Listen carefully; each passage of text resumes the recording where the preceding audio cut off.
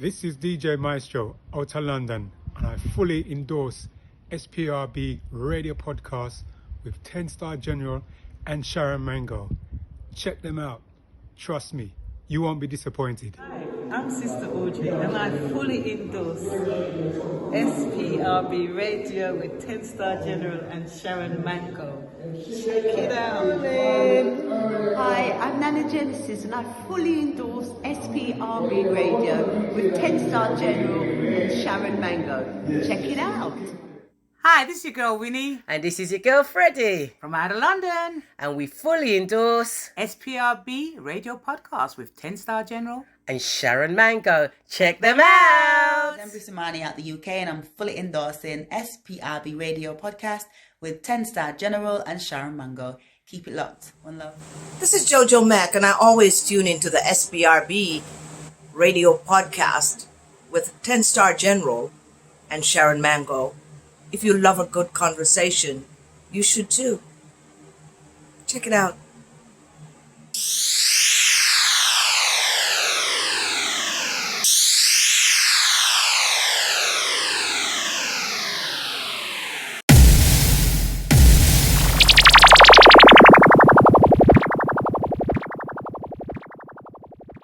Nice. Greetings, one and all. This is Lloyd Brown giving full endorsement to Stuck in Motion, right up radio. The station with integrity, the station with a difference. Remember me tell you, Lloyd Brown says so. Full endorsement. Stuck in Motion, right up radio. We non-stop till we drop. Zane, Black.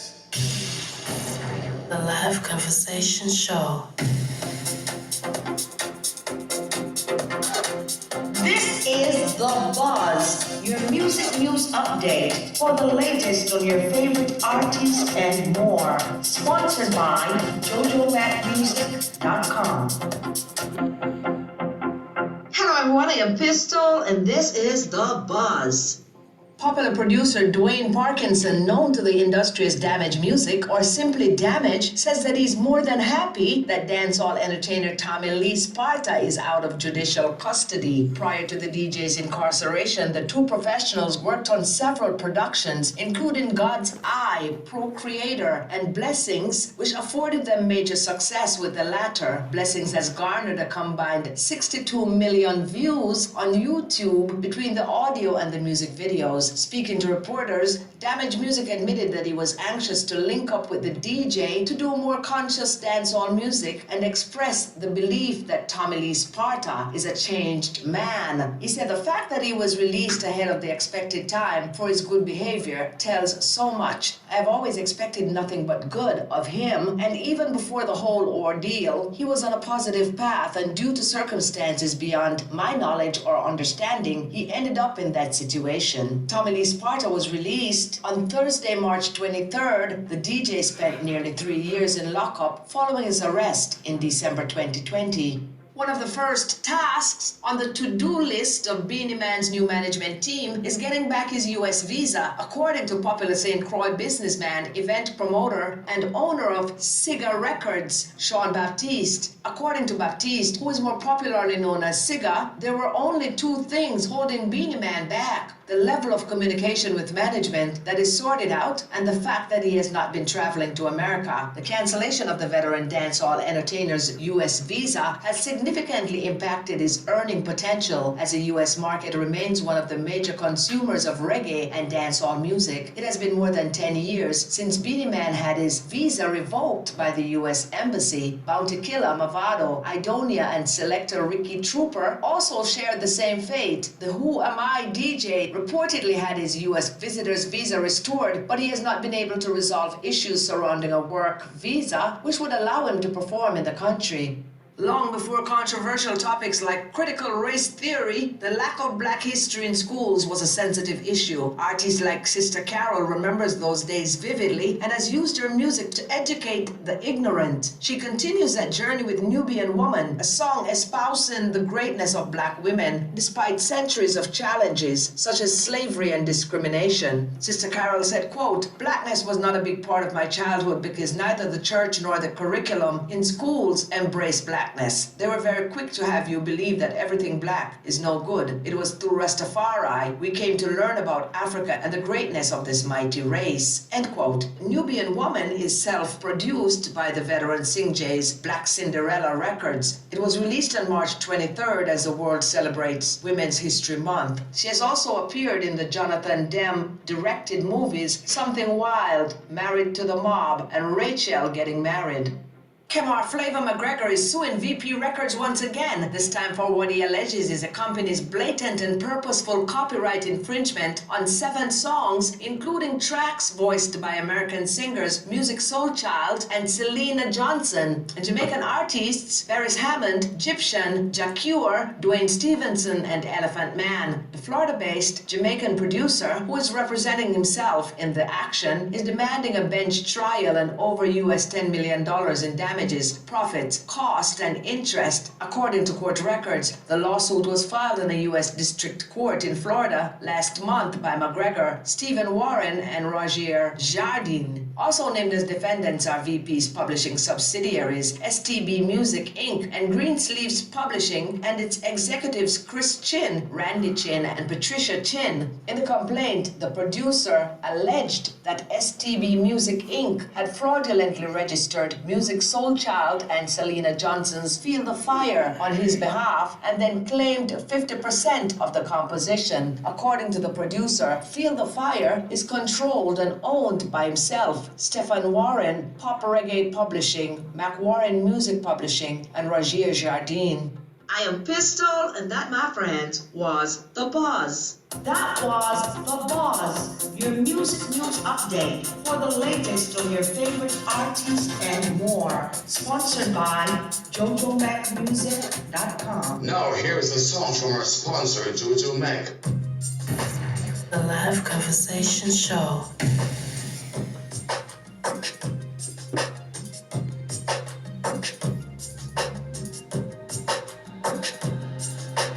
Nothing can break me.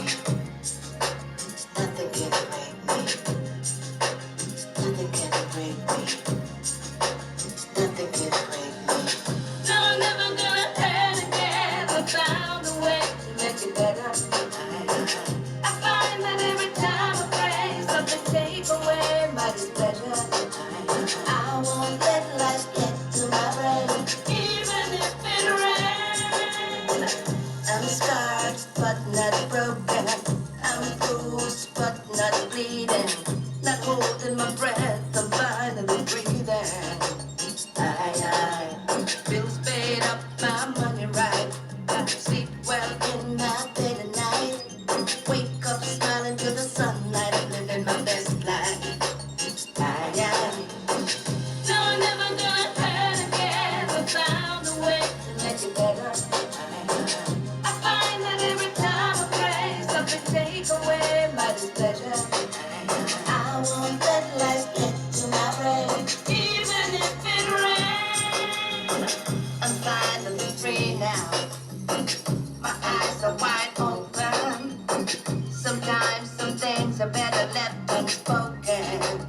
I've been through things I can't talk about. Seen some things I couldn't ask about. Hurts when I have to shut my mouth, Even when I wanna shout. No, I'm never gonna hurt again. I found a way to make it better. I find that every time I pray, something take away my displeasure. I won't let life get to my brain. Even if it rains. Nothing can break me. Nothing can break me. Nothing can break me. Nothing can break me. Nothing can break me. Nothing can break me. No, I'm never gonna hurt again. I found a way to make it better. I find that every time I pray, something take away my displeasure.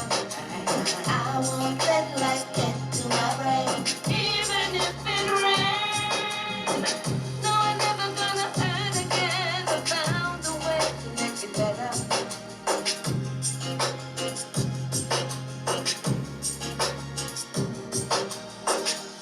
Greetings, one and all. this is Lloyd Brown and you're in tune to SPRB Radio, the station with integrity. Remember me tell you, Lloyd Brown giving full endorsement to the team. See? So SPRB Radio, I make a kick it to it.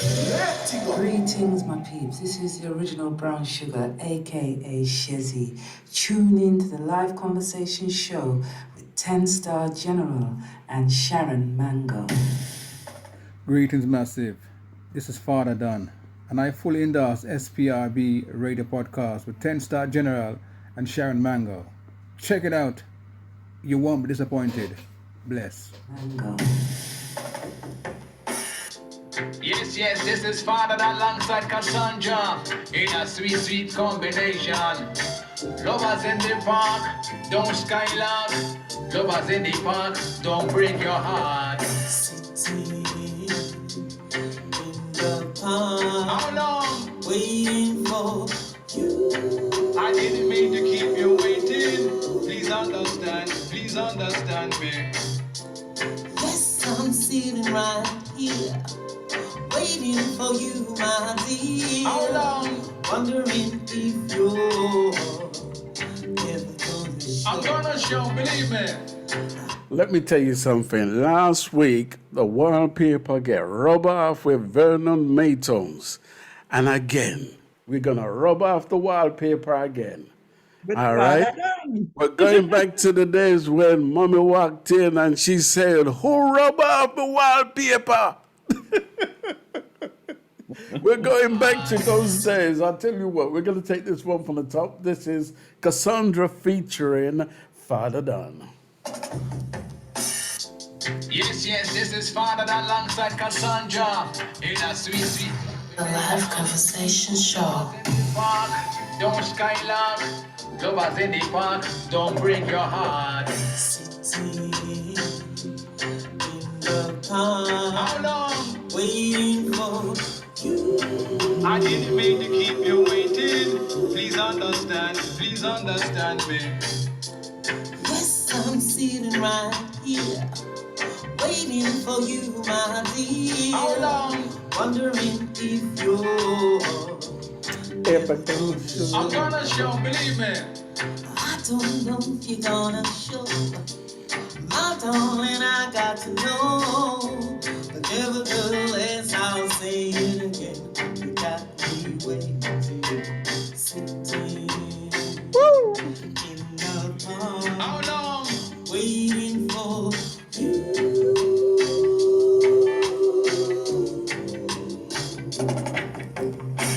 My mama taught I and I man so well.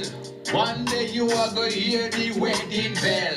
I don't know if this is a love spell. Well, knock, I am ringing your doorbell. Why, Fawda Don, both sweet, you see?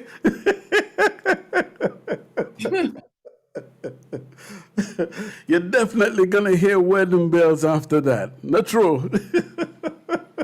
For real? Well, I tell you. Let's play one more. Sing about I'm just lonely. Alongside Fawda Don in a sweet combination. It's the remix, counteraction. Ladies, shame and pride. Woo! Killing you, girl.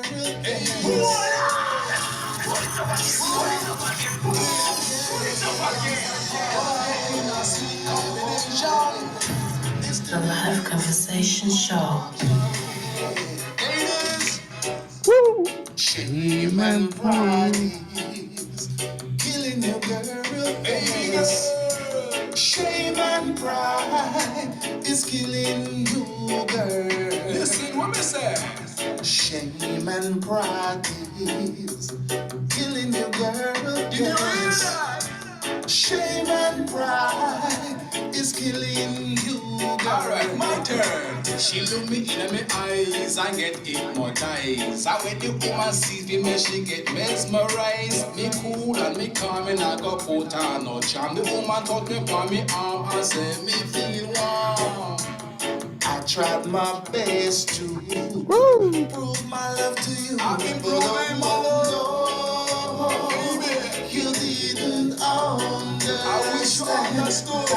Oh no, you didn't understand. Listen to me again. Shame and pride is killing you, girl. Shame and pride, baby. Shame and pride is killing you. Let take you away from me. Shame and pride is Killing you, girl.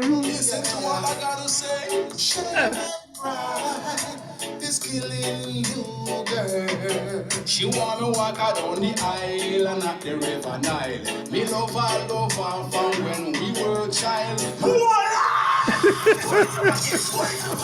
Lyrics! Yeah, about lyrics. Yeah, Worries, problems, trouble. Problem. What is problem? I tell you, those were the days when man and woman used to dance. And I remember them slow dances. It's like a figment in my imagination, right? It's like the upper half of your body stayed still. It did not move. The only thing that was moving was your waistline. You remember them days, Fawda Don? Unmute. You're muted. You can't hear you. Yeah. I'm here. Yeah. Yes, 10 star. Those were the days, and believe me. Every man to a woman, every woman to a man. Yes. Up on wall, up on speaker box. Jesus. And the DJ used to give you enough time to go find a partner. You remember them days? I remember. And then everybody used to scout the room to see who was free. Yeah, radar, and everybody. All right, boy. And everybody hated rejection. Here you go. But you see, you had to have a catchphrase, General. You have to have this this thing where if you're gonna approach a woman, you have to go out there with something that's gonna make her catch you. So here what I used to do back. What I used to do back in my days then, yeah. I'd go to the bar and I'd buy myself a canai because canai was the in thing at the time. Oh Jesus, yes. Right? So I'd go to that woman and say, would you like a canai? Have a dance, please.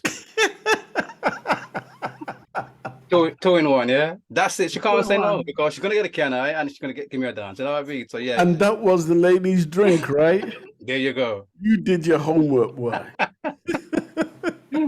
Yeah. What do you remember about them days, Shaz? Oh my gosh. Well, first of all, just like Fawda Don said, right, if you don't have the right lyrics, For real. When you come with little lyrics, you'll be like, all right, then. I think he knows what he's doing, I feel so on at a dance. Well, Sharon, let me ask you a question. What was it that made you reject certain men when they approached you? I think it was the overconfidence, because some of them would just grab you, right? And you'd be like, what are you doing? Yeah, pull your arm, right? Yeah, and then sometimes when you look on them, you'd be like, oh, yourself. Yeah. I said it just had to be a certain type of man that when he touch you, right? Especially when he touch your hand, you're like, yeah, all right then. Has any man ever touched you inappropriate where they're trying to get your attention and you reacted in a funny way? Yes. What did you do? Slap him, right? Slap him or kick him. Oh, yeah, bud. I wouldn't approach you there. But no, of course I'm going to approach you. But I'm going to be a gentleman.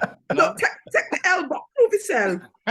Listen, I tell you, that 20-second walk to the corner that you came from felt like a 10-minute walk. The shame of walk, yeah? The shame of walk. Jesus, I remember them days so Say vividly. no more.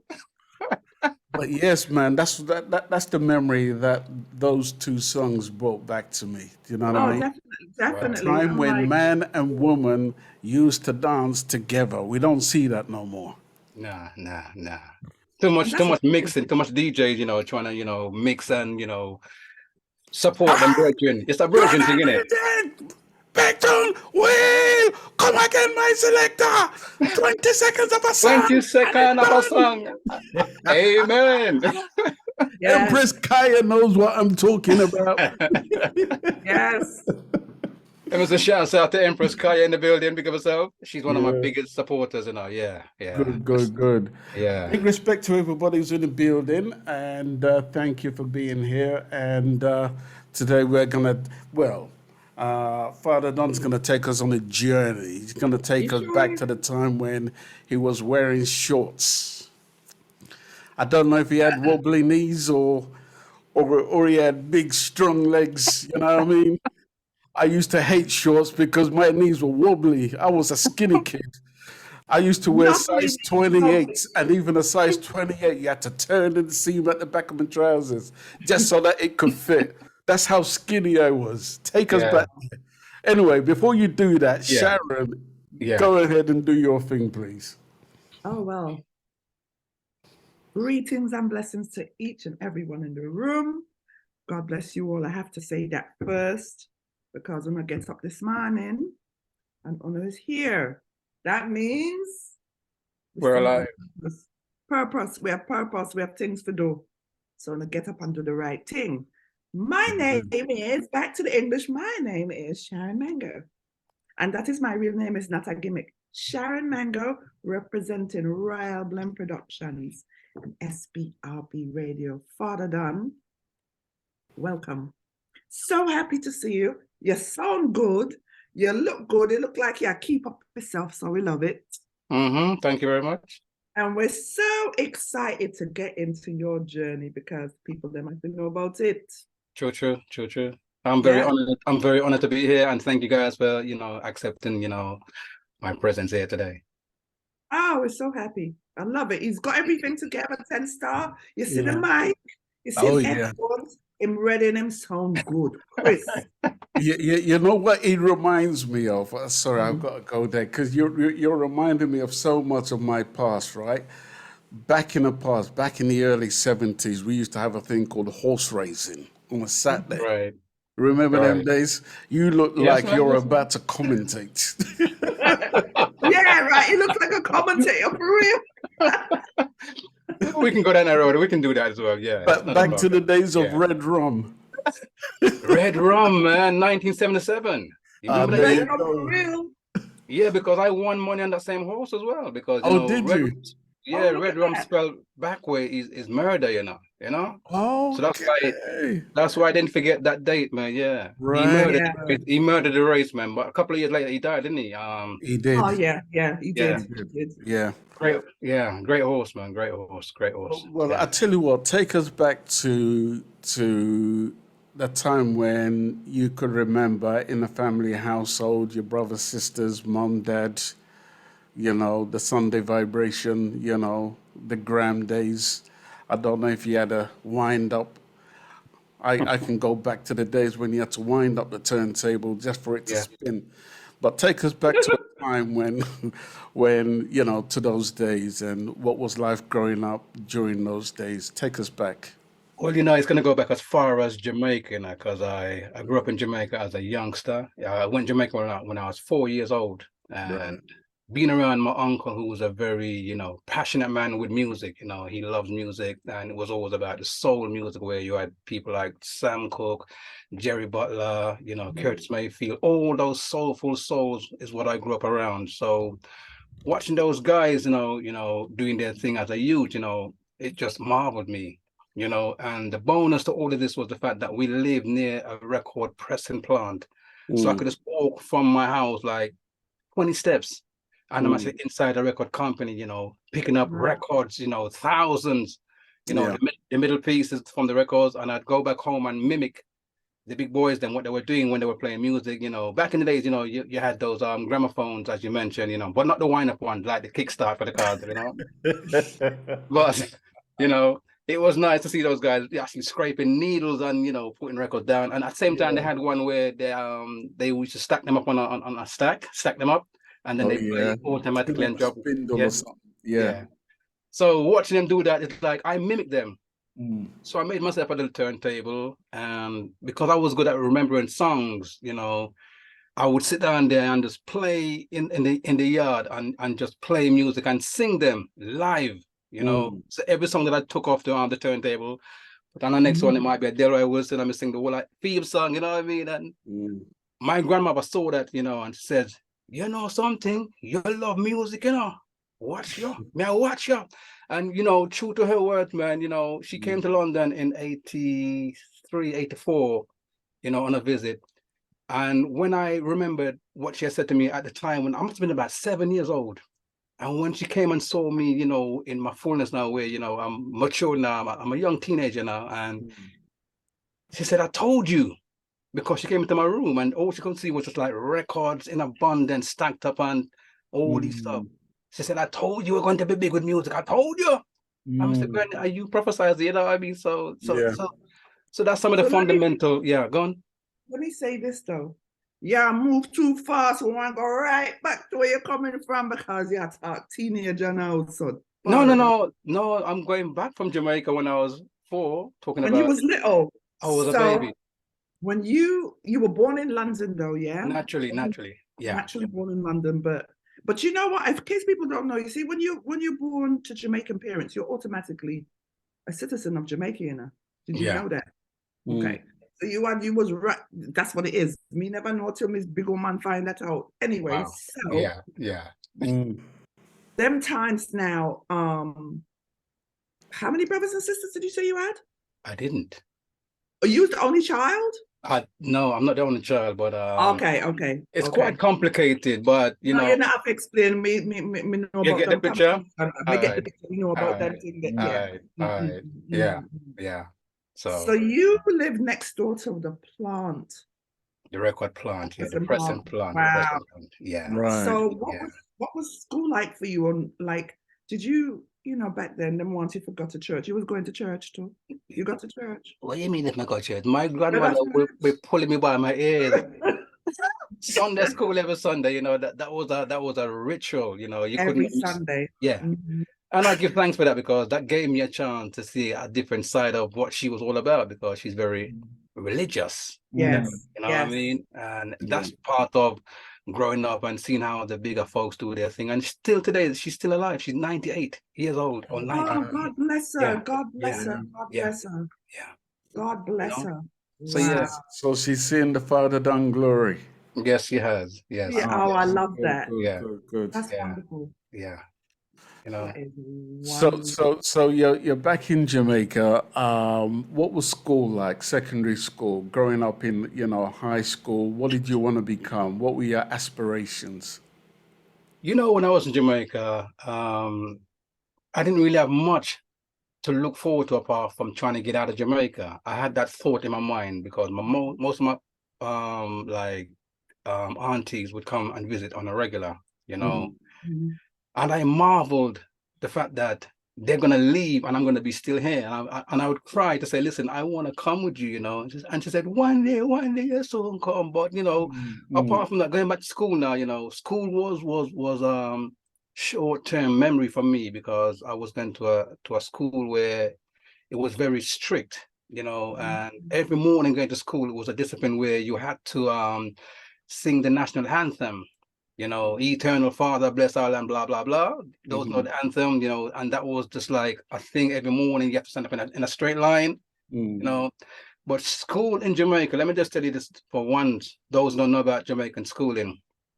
You see, if you pass a place with a teacher, yeah, whatever they find to give you whatever, I don't want to use no word that may, you know, incriminate, but whatever words, whatever they use on you to give you discipline. It could be a car wheel, you know. it could be a chair. It could be anything. As long as they want to discipline you, you have to accept that. And you see, when they beat you and you go home and you have to tell your parents, you're gonna get more licks on top of that. You know. So schooling was strict, but very, you know, fun as well. You know, I enjoyed school over there very, very much. Yeah. You know, I felt like when I came to London, not I'm fast forwarding. I felt like when I came here, I went backwards. Because in Jamaica now, we were taught to write in, join up writing, you know, like... Yeah, script, right. Yeah. So when I came in, I was like, my writing became like blocked, you know, and I couldn't keep up with it because to me, it was like a new thing. And I was like, I was getting lost with it. Couldn't keep up with them. So now they have a saying in Jamaica where they said, your handwriting look like crab tour running down gully, which means it's slanted and it just looks a bit, you know what I'm saying? So... Yeah. But I'm going to talk about that later when we evolve further about that, you know? Yeah. Oh, wow. Okay. So what was it like for you growing up in Jamaica where you come from? What part of Jamaica did you grow up in? Wow. Good question. Kingston 11. So what was that? That were we talking about gunshot? Yes, yes, every day, every night. Not just gunshot, machete and everything, you know. What? So Yes, what was that like for you?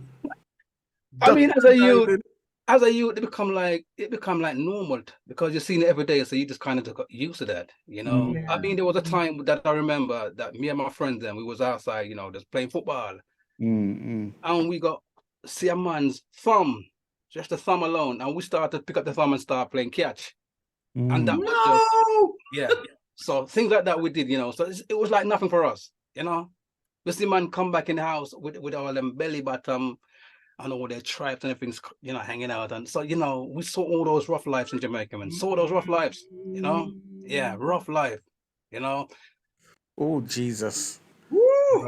Right.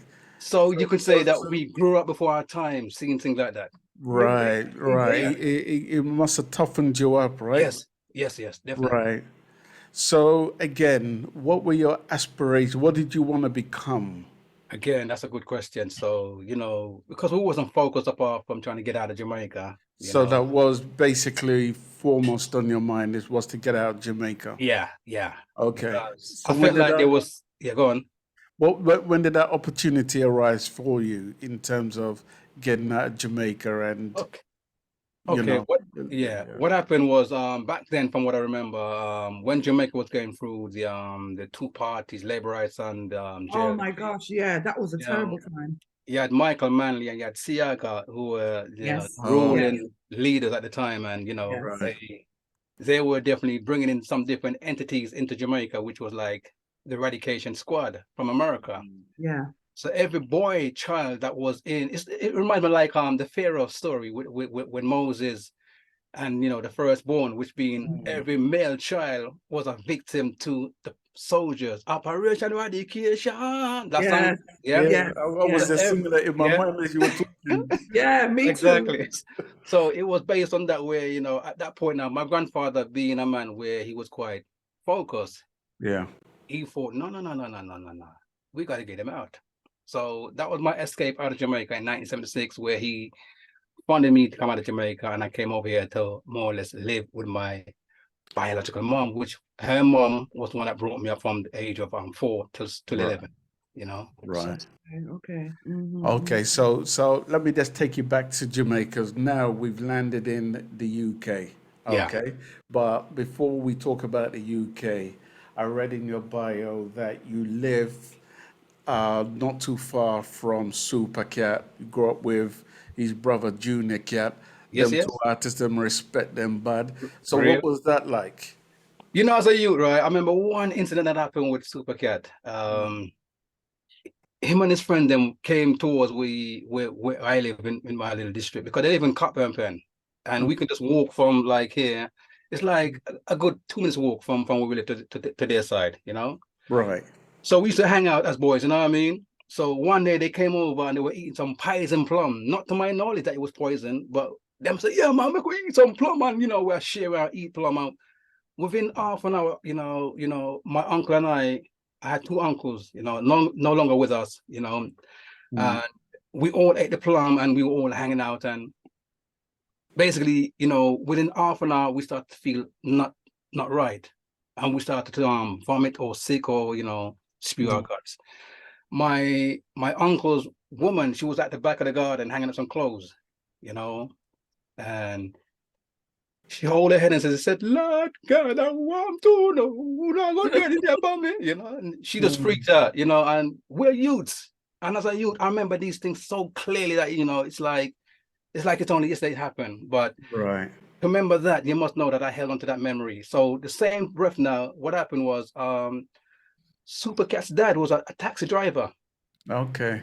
And it was him now who more or less took us all to the hospital that night, you know, and that night, now I remember another thing that happened that night. A young baby was just born, and, you know, for some reason, it's like the baby didn't make it. That haunted me for a long time. And for me to even bring it back up, you must know, so I kept that memories. Yeah. And what lead me more to remember that is the fact that the three of us, we were forced with some things down our nose into our stomach, and we were pumped out, whatever we had in our stomach, we were all pumped out, and we were given a second chance of life. So I looked at it like a spiritual thing where, the baby was just born, it hasn't lived life yet, but we're already walking on the earth. We're probably 10, 11, So like the creator said, you know what, we're not ready for Uno yet.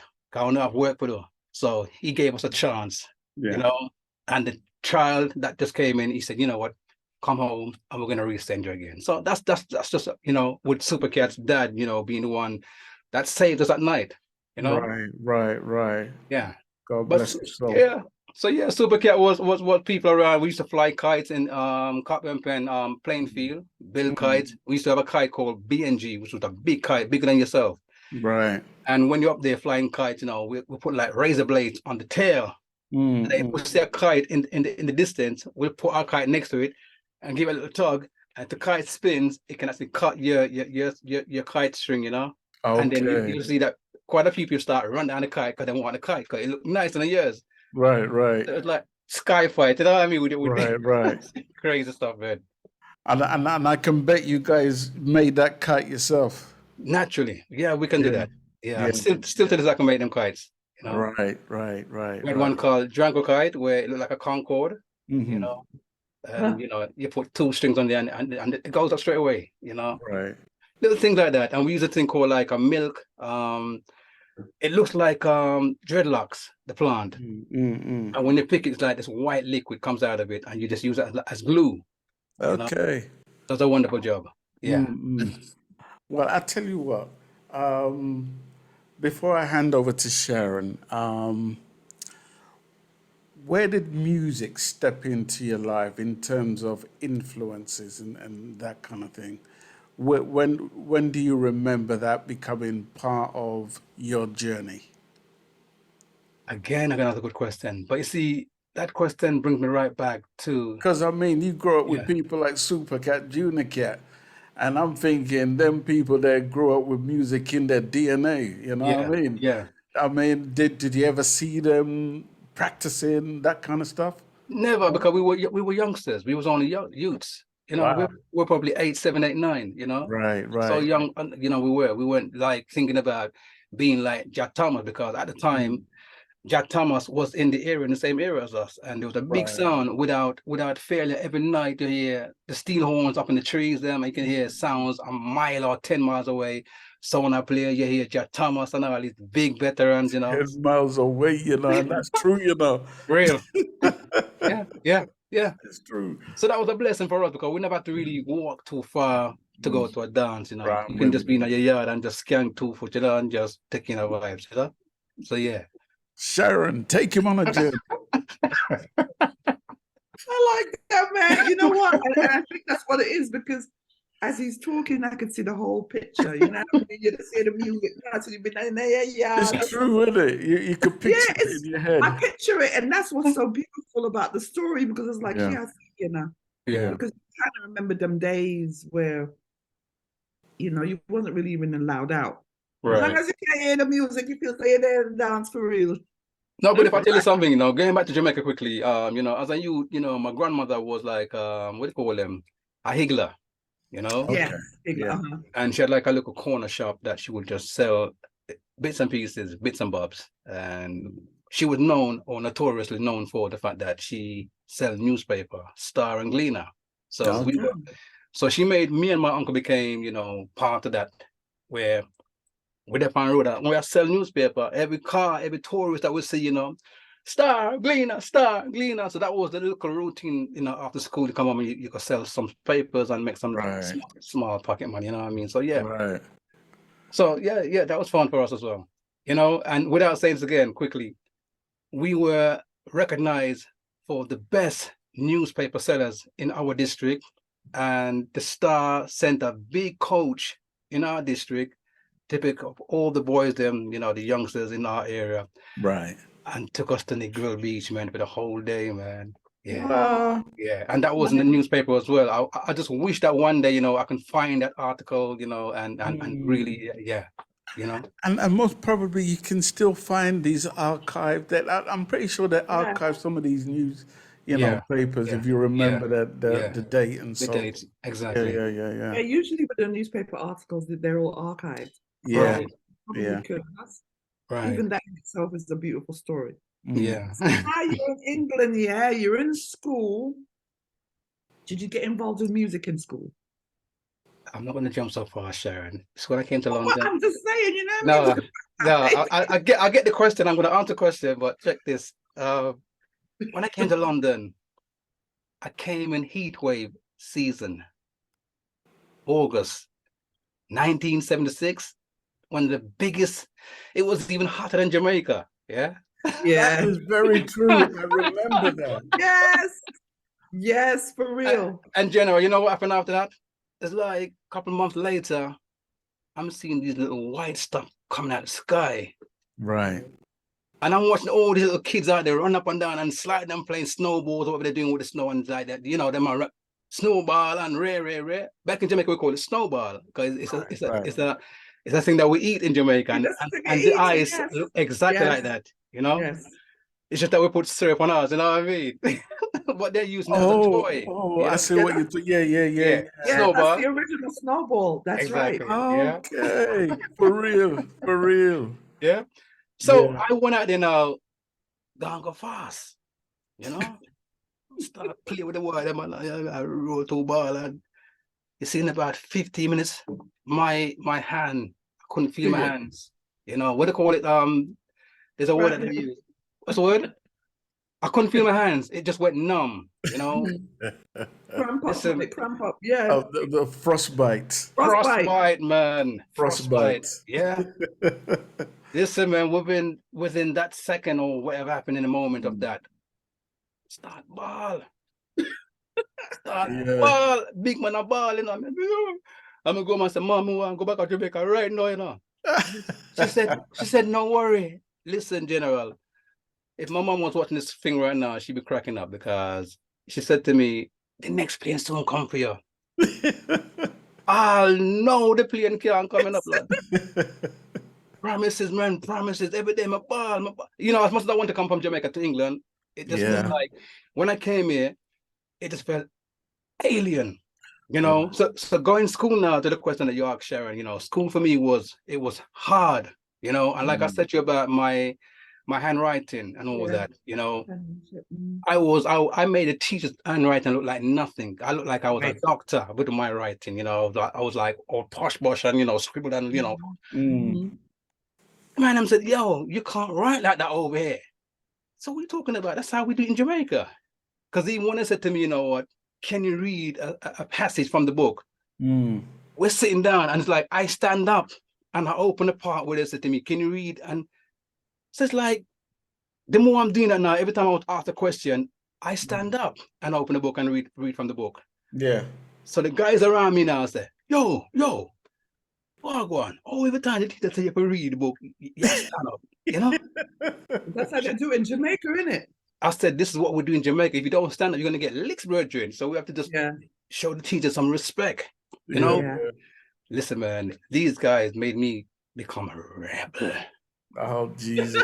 Because now when I was asked to read from the book, I'm sitting down like normal people, like they do. So now I'm going into a sort of routine now where, you know, I'm being brainwashed. So school was good, but let me explain one thing. Back in those days, we had skinheads, punks, and mods. Yes. My school. Yes. I mean, my school, without no apology, was a school called Chelsea Boys.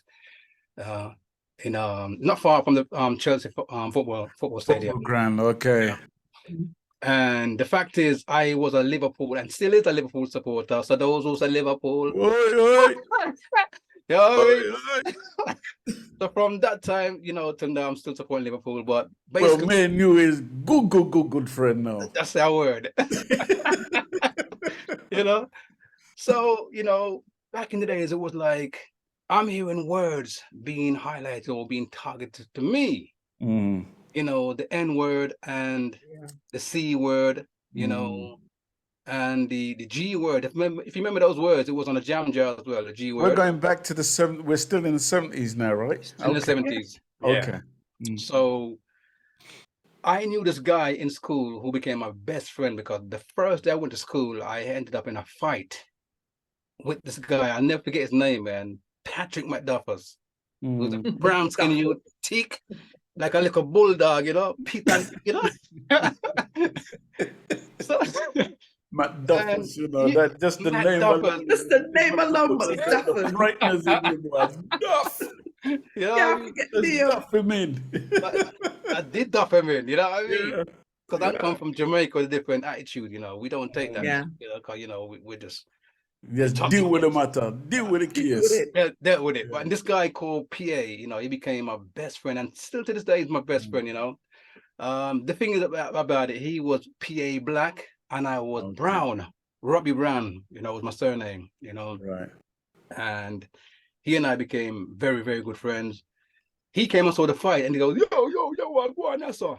So I explained to him what happened, you know, I'm trying to get to class because today's my first day and I'm trying to rush to the first class, you know, and we more or less met on the same train line, you know, and you know, when you start to do the skip left, right, and you're both doing the same thing at the same time, you know. Yeah. So I said, Chuck, come away, you know, with the Jamaican accent, because I was still raw with it. Yo, come away, you know. He goes, what are you talking to like that? What are you talking to like that? Kingston 11 bad boy. He goes, rude boys, as they call them back then. Man, go, what are you talking like that? I said, yo, what are you talking about? But Yeah. I still could not get the language, you know? So anyway, he just went straight to my stomach with a thump. A Mike Tyson thump, you know. I went down. He winded me, man. And when I went down, I came back up with the uppercut under his chin, you know. That's right. And the rest is history, man. I can't say no more. But yeah, but racism for me was not good for me. You know, I was targeted by all these NFs, if you call it that, if that's the word that they use now. National fronts, Yeah. Yeah. And the same guy that I talked about, Pierre, he had an air pistol.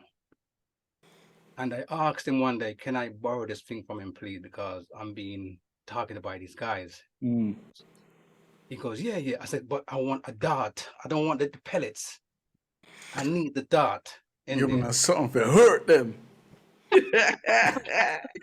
Tell it like it is. Talk up the things that tell Don't it. spare them. No filtering, right? No filtering. I'm sorry, but it is what it is. Yeah, it's my truth, man. It's my truth. So if the truth offends, I'm sorry. But we share similar journeys. So I'm relating That's to what I'm what you're saying. saying. Yeah.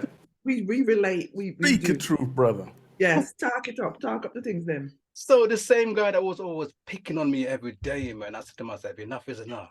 So I got the gun, you know, the air pistol, and I said to him, I want the, you know, the dart one. Yeah. I know exactly how I'm gonna do this. But when the guy saw me now, he started the same thing again. But I didn't run this time. Because I had my, you know, I had more strength now, you know. Right. Some of this bucking I'm over. I said, I just went, yo, what you say now, brother? And you know, with the accent, and my man was doing a whole same bolt, man. And I was just chasing, you know what they say, the fast thing on two legs is a Rasta man running from a pig.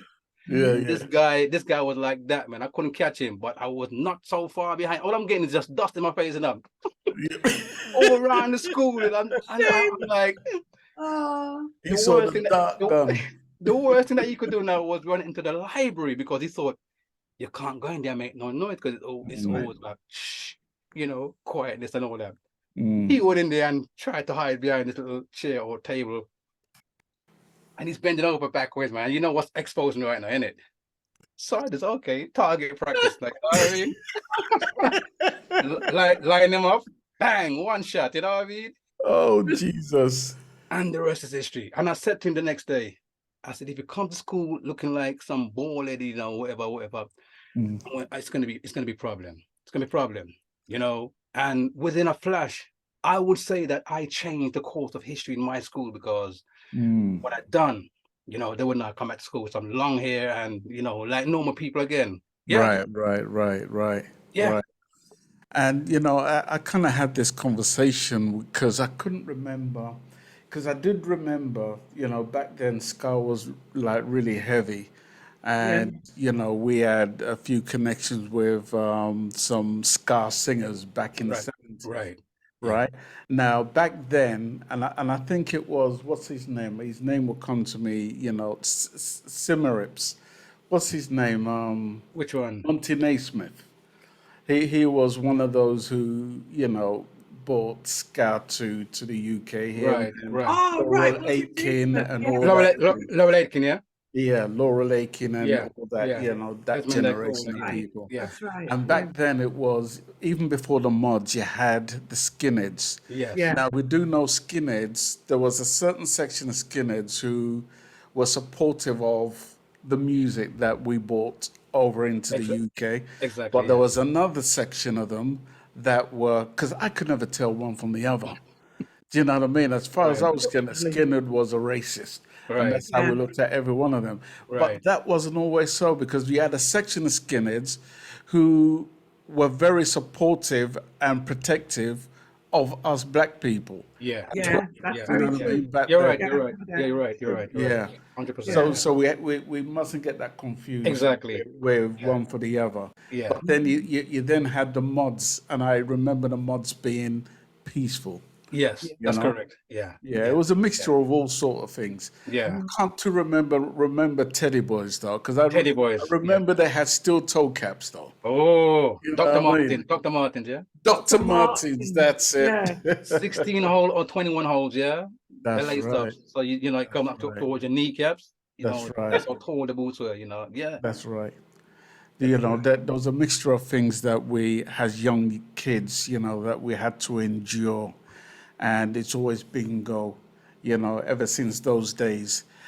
Which is one reason why, even when we do a show, which is going to be happening tomorrow, as a matter of fact, where we talk about mental health and mental wellness and all that kind of thing. Right. When I go back to my youth, for instance, and I go back to the first time I ever experienced trauma, and somebody says to me, talk about some of the stuff you used to endure in your life.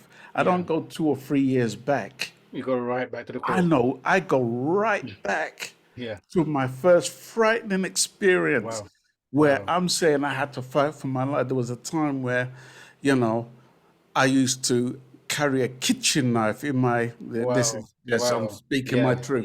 Yeah. Because I was so scared, right, that I used to carry a kitchen knife in my back trouser. You know what I mean? And I go back to them days and I'm thinking, from my childhood to where we are today, it's just been non-stop. When do you get a chance to breathe? What we had to endure as brothers and sisters, Yeah, we did. Yeah, was it was no traumatic. joke for us.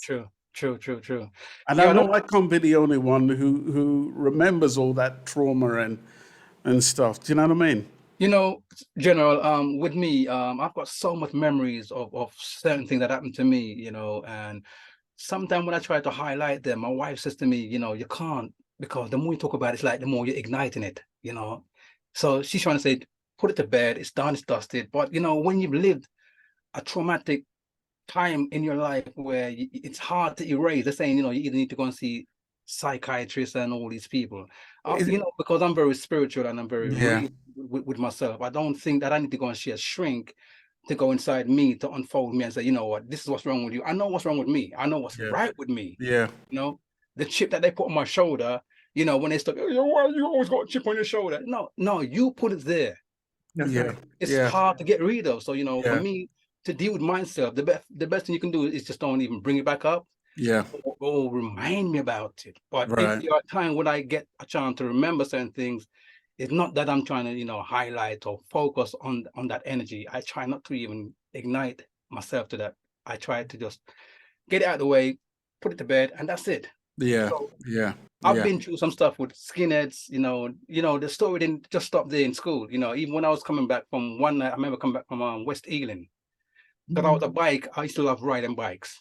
That's how I kept fit, and I'm coming down because I lived in White City at the time, Oh, you used to live in White City. What year?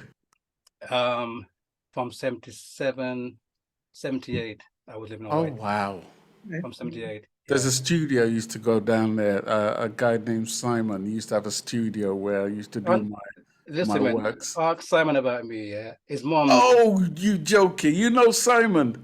Yeah, he lived not far from Lawrence Close, opposite Lawrence Close. Yeah, you know Frankie and Peter, Frank, and all the brothers there. Yeah, Yeah, you know George, William. I know. I know the posse man. So that's my manor. That's where I grew up. So my house that I lived in was Okay. Mackenzie Close, and then from Mackenzie Close we went because my block was not far from Simon's. It was the next block from Simon's. Imagine. Yeah. What a small world, isn't it? I've It done is a small recording. world. I've done recording with Simon as well back in the days. Are we? Yes. That may I tell you. I did a song with Simon for Ed Top called the "Man I Believe Me Can Fly, Me Leave It with the Helicopter in the Sky." Okay. The long and high jump rhythm. Yeah, I built the rhythm, you know, and Yeah. Shawnee B did the final mix down on the rhythm. There was about Right, that's song right. there, you know. But That's yeah, right. Simon Yeah, did that same song in Simon's house. Because even Garfield, if you remember Garfield? No, don't remember him. He passed away, but yeah, he died a bad way, man. He was crossing the road on the Western Avenue, just up the top where East Acton was, by Yeah. where the bingo used to be on the left. Yeah.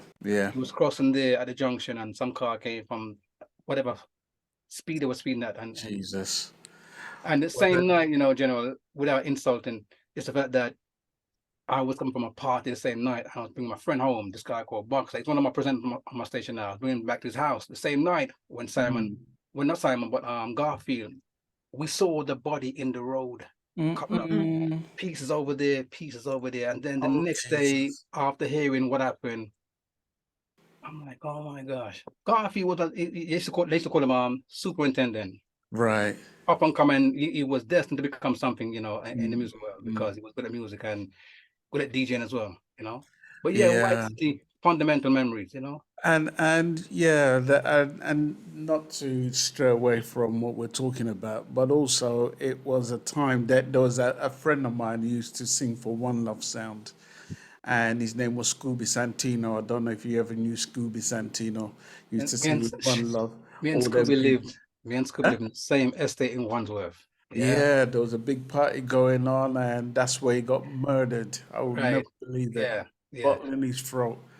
If you see Minty, ask Minty. Scooby Santino and I were brethren. When I say friends, we were brethren. I would never see him anywhere and walk right past him, you know. Isn't it amazing how we know the same people but never cross paths? That's what I'm saying. Destiny is a weird thing, but we get there in the end, you know what I mean? Yeah. So, you know, Scooby and I went to Minty's house, little Minty's house, you know, and them days we had like cassettes that we used to record on. So Minty got 2 cassettes of me and Scooby DJing on rhythms. Right. I said to Minty a couple of years, I said, Minty, you remember the thing that me and Scooby did at your yard? He said, yes, man, how you mean we get that? Me have that. Someone said, can I get a copy, please? So Minty, if you're watching, I'm reminding you, please, can I get a copy? Yeah, Minty's got some real archives. Yeah. But yeah, you know, and so Shaz, take it. So he's now in the UK. He's left Jamaica. He's now in the UK. I want to take him on a journey. So I'm gonna, before we get there, I want to get back to something that he said. You know that we all were affected by it, but we're talking about the mental health aspect. That you're never going to forget the instances that you encountered. You know what I mean? And it does bother your, it doesn't leave you. You know what I'm saying? That's what right. your wife said was right, but what I respect or what you said was, you're spiritual as well. Yeah. You understand? You found your way to deal with it because, come on, we all grew up in England. I'm here in the US now. And the reason being is because there was so much stuff going on. Yeah. Us as Black people, And my mom was like, it was my mom and dad, all of us came here. But it was for those reasons why it was like a fiber or no, and me go and take the fiber or no out of here because they did not want us to encounter. We were losing people. Right. You know what I'm saying? We were losing friends. There was instances. 10 Star, do you remember, because 10 Star and I went to school together, that's how we know, you know Okay. Wow. I'm saying? We go like way back. Mm. But do you remember the time when the skinheads caught up with Roy Crosdale? Do you remember that? I heard something, but I didn't know what was going on. Roy Crosdale he was older than us, with my brother, and he was like my brother, them smart, you see? Smart, them have the brilliant like me and know, and he was gonna be an architect, yeah? Wow. And these were the type of individuals, Roy, just like my brother, they never see no trouble.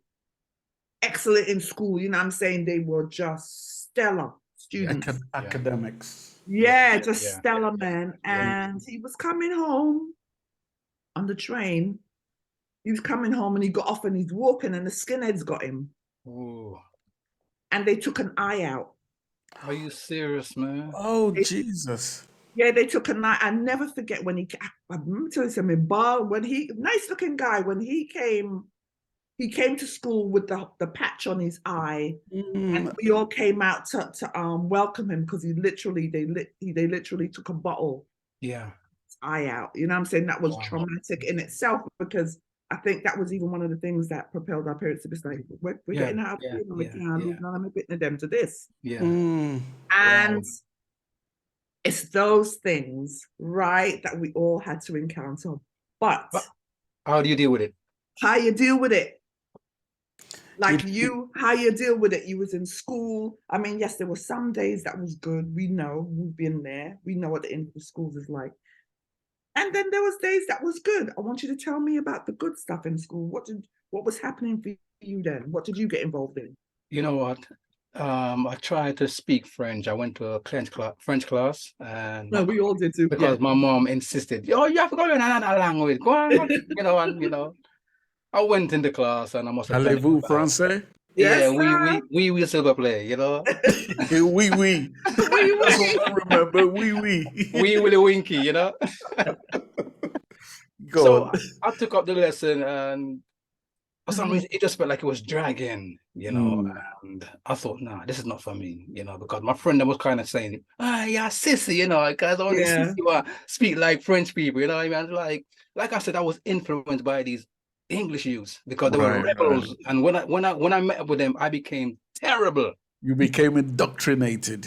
I became you know, they just wrote me into a different something that I wish, you know, maybe it was for the best. But you know, when Sharon's saying to me, you know, the best part of my school, there were some good days, and you know, I would say 99% of my school time was bad, because every day, General, I'm in a fight. I'm fighting somebody. I'm in a fight. And the teacher would send me home and say, you know what, he's been bad. He was fighting with some guys. And my mom, being who she was, man, you know, she said, I'm going to beat badness out of you. So every time I went to him and I told her, Mom, I was in another fight. It wasn't my fault. I told you, what me I send you to school for? You go to school and you fight? General, I got licks every day, man. Are we going back to the days where each word was a lick? Yeah. I will make sure you listen to me. Oh my God, so true. Yeah. But to put more insult on that, my mom was very strict, because my first beating when I came to London, because I said to you about the school that I went to, Sharon, I can see Sharon Bentley over there laughing, man. Sharon, pick up yourself over there, yeah? It's funny, but it's going to be even funnier, right? Oh, Jesus. So, you know, because I support Liverpool and we live next door, I was, you know, next door to Chelsea football. So if there's any supporters in there, please, it was back then, it was 1978, right? Don't hold me randomly to it now, you know what I mean? I'm confessing, you know? Right. I didn't mean to do it. But I did it. Me and a friend of mine, this guy called Roger Carrington, you know, best friend. He's from Barbados, and he came to London same time as myself, and he and I just clicked. We had the same back home mindset, and we both penalized for how we speak, because he's got his own accent in his know, in his native tongue, and I got mine. So we both suffered the same journey. So we became so close that we became the two untouchables, you know? So Right. one day we were in class and we found this spray can. It was more than one. He took one and I took one, you know? And we went outside Chelsea Football Stadium on the wall. Chelsea supporters, please forgive me, yeah? So we wrote in big letters, as tall as myself. I'm about what? I'm about 5'10" now, yeah? So, you know, from the top of the wall coming down, L-I-V-E-R. Cool is the best team in the world. And this is on Chelsea's football, right, on the wall. Apparently, somebody saw what we did, and they called 999. So we've gone about our business. Totally forgot what we've done now. Waiting for the bus. Graffiti their wall. Oh my gosh, you decorated the wall. Go on. So we're waiting for the bus, and then we see this police car pulls up next to us. The man comes out and says, "Excuse me, lad.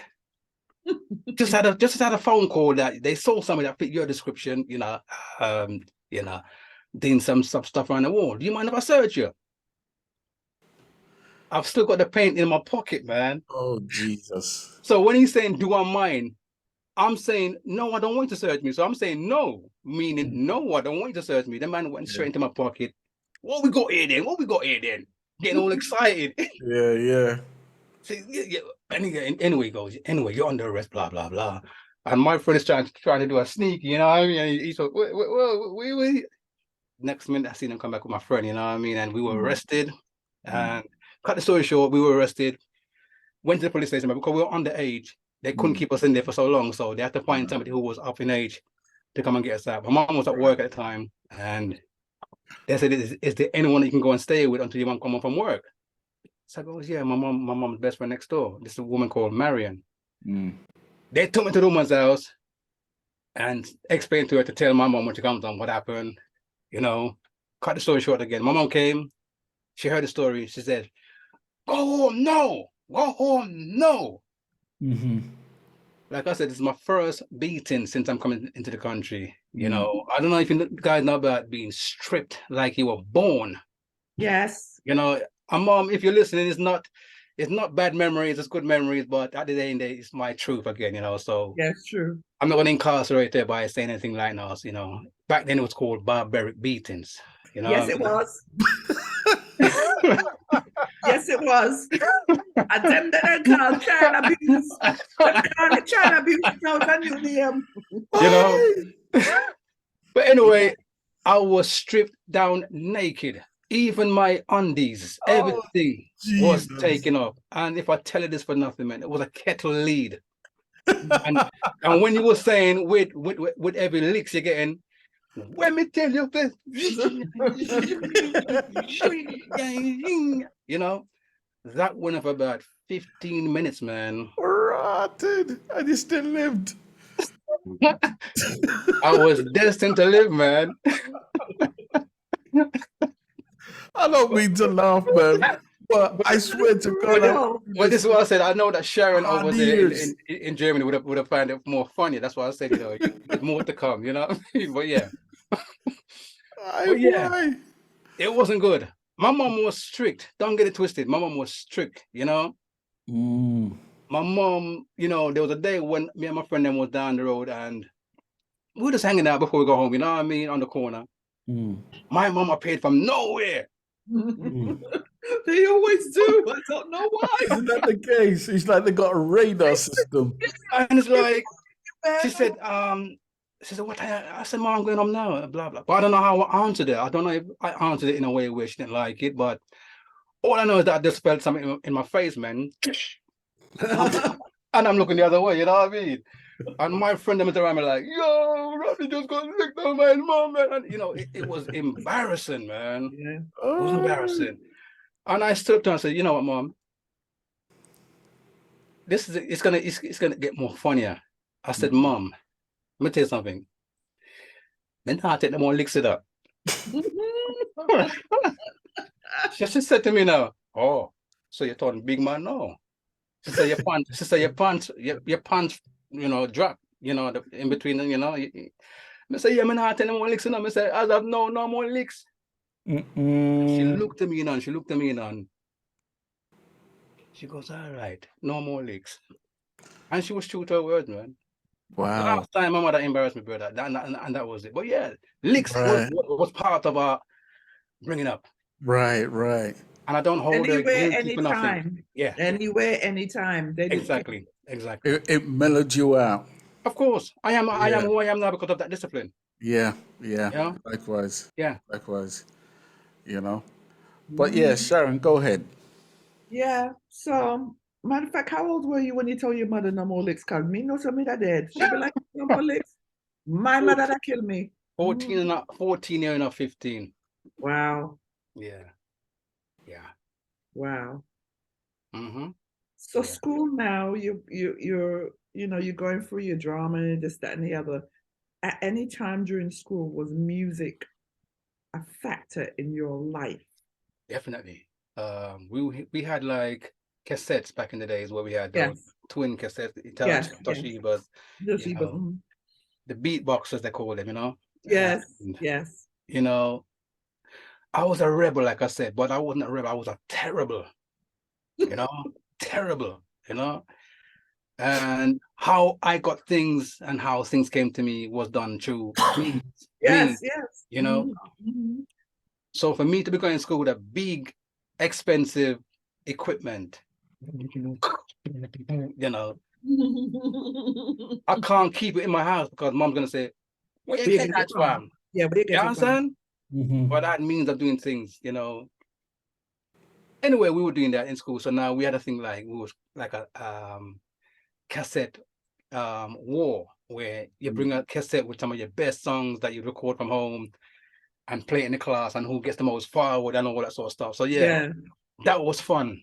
That's about the only thing I can say that was fun in school for me, you know, where it was always musical, you know, because we were all on the same platform where some guys were saying, yeah, Sugar Man is my artist, and some saying Dennis Brown and some saying Gregory Isaac. You know, I had no preference because I was like I said earlier on, very, very, you know, spiritual with music where Bob Marley, because they none of them said nothing about Bob Marley, you know.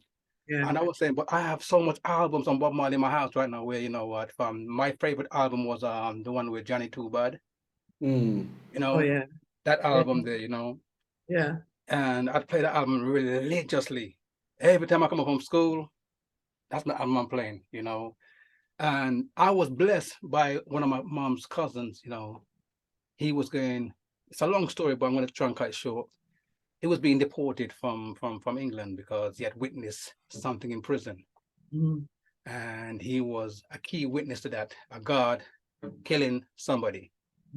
So they gave him a choice: stay here, live, stay here and die. Otherwise, we can give you a ticket out one way and don't come back. So he was extradited out of the country, you know, and never to return because he had witnessed what the guards did to one of the inmates, you know. So he said at the time he had a lot of records, loads.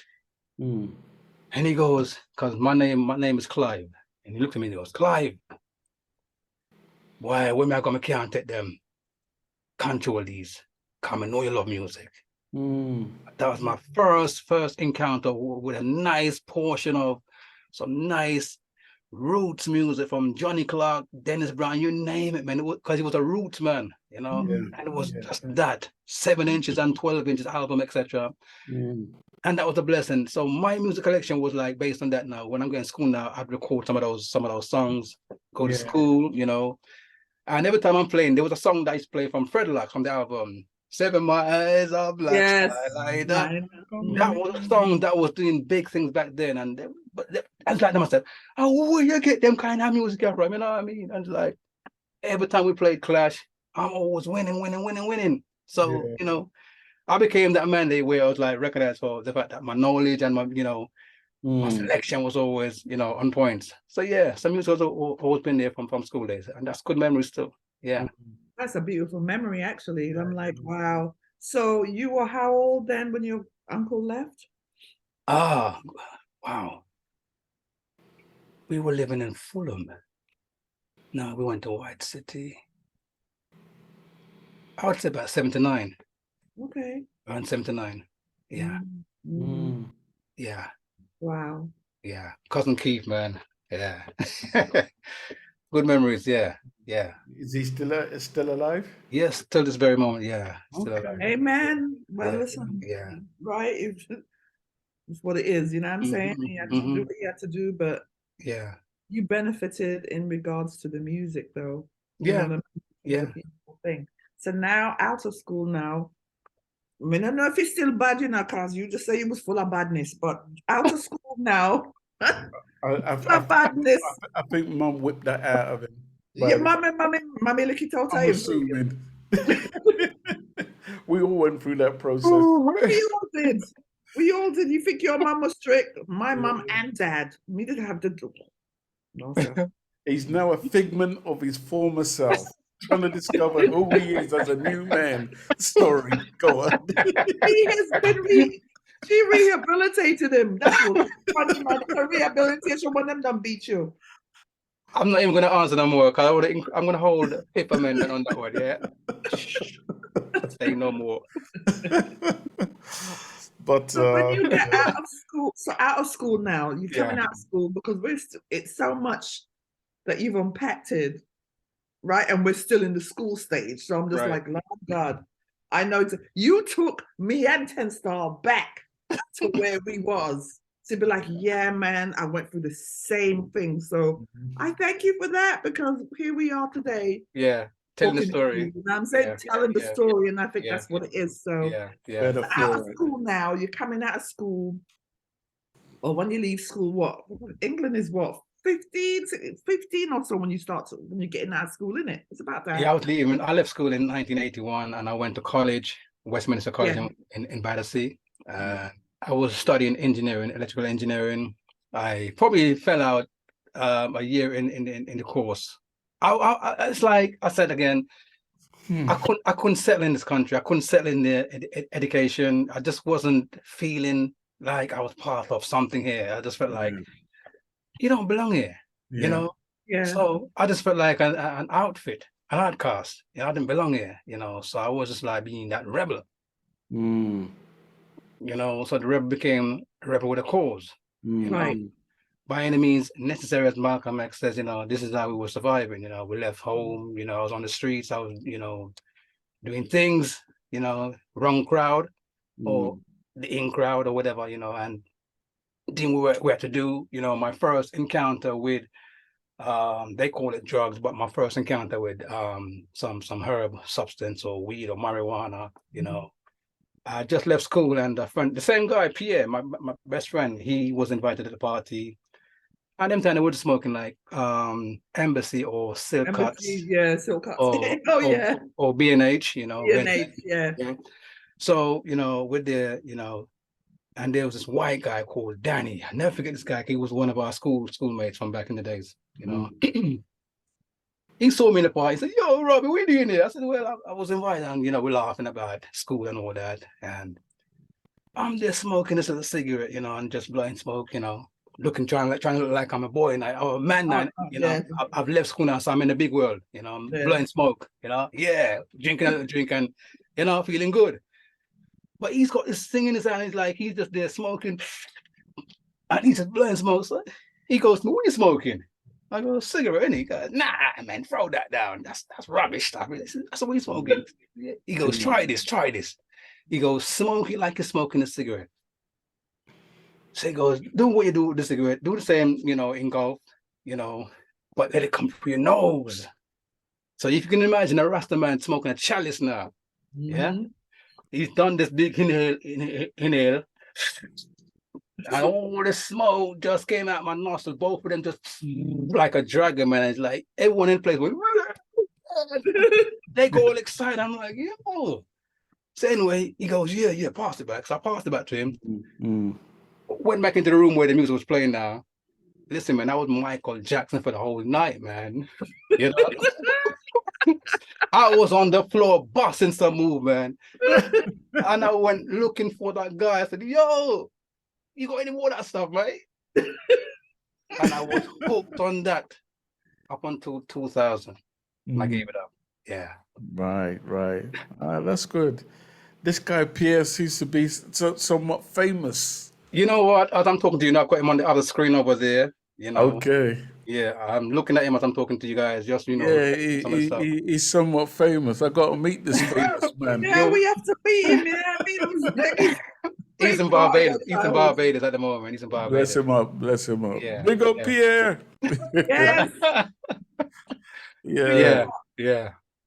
So take me back to your days at DBC. Now, DBC used to be stationed at Stonebridge, right? Yeah. And so you were around Stonebridge Manor. Yeah, because if I bring you right back to when I was born in that region, you know. Oh, were you? Yeah. I was born in that region, which is Marion Way. Is at the back of Craven Park. Oh, yeah, Marion Way. I have some people that there. All my family's around there, you know, and yeah, so I was then being the main source for me, you know, College Park, Craven Park. I was then Stonebridge, you know, the whole thing. Chamberlain Road, you know, that's the main part. Yes. You know, Church Road. Church Road. Taylor's Lane, you know, yeah. So original church and the Church Road, man. Right. So yeah. Housing. So that used to be it's amazing that we never crossed paths. Well, I don't get it. Yeah, and it's the most amazing thing because that's all just like 10 Star. That's my area too. Kensal Yeah. Craven Road. Many people in that area. Like Arrow Road. That's our little circuit right there. So we're coming from the same place. Right. Yeah. Literally northwest. Right? Yeah. Northwest 10, yeah. Yep, Northwest 10. Wow. And DBC really was a station that brought the black community alive. Yeah. I think it was one of the first stations that made that connection with Jamaica, live links through to Jamaica at the time. Yeah. I mean, you know, if I can tell a story to what I remember, Lepke, you know, rest in peace, you know, he passed away a couple of years ago. Original Louis Lepke. Not Louis Lepke. They used to call him Louis, but he's not Louis Lepke. Oh, the DJ Lepke. Yeah. Okay. Lepke is Rita Marley's first cousin. Right. So that's how, you know, he's part of the Bob Marley. Yeah. So, you know, Lepke had a dream. What was her name again? The DJ? Rankin Miss P. Rankin Miss P, and she had a brother too. Yeah, Lepke. That's You're telling me he died? He died, yeah. You joking? Yeah, I was at the funeral. I went to the funeral. When was that? We're going back about 3, maybe 4 years now. Jesus, I never knew. Man, I used to see.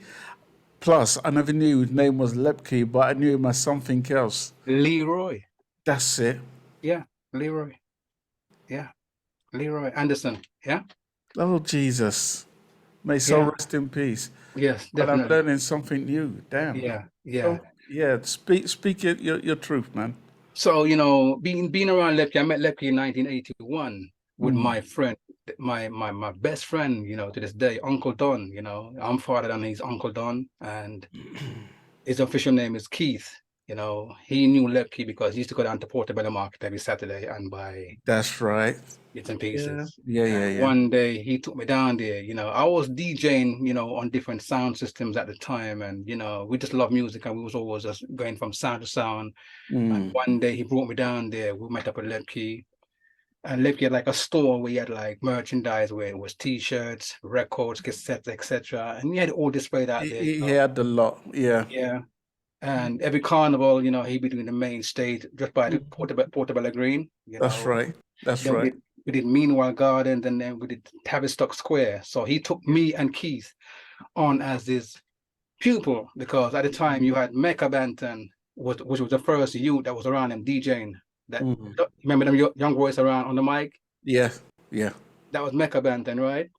And after when we came on the scene, Mecca Banton had already moved on to doing his own thing. So now it's like we replaced him in a certain respect, you know.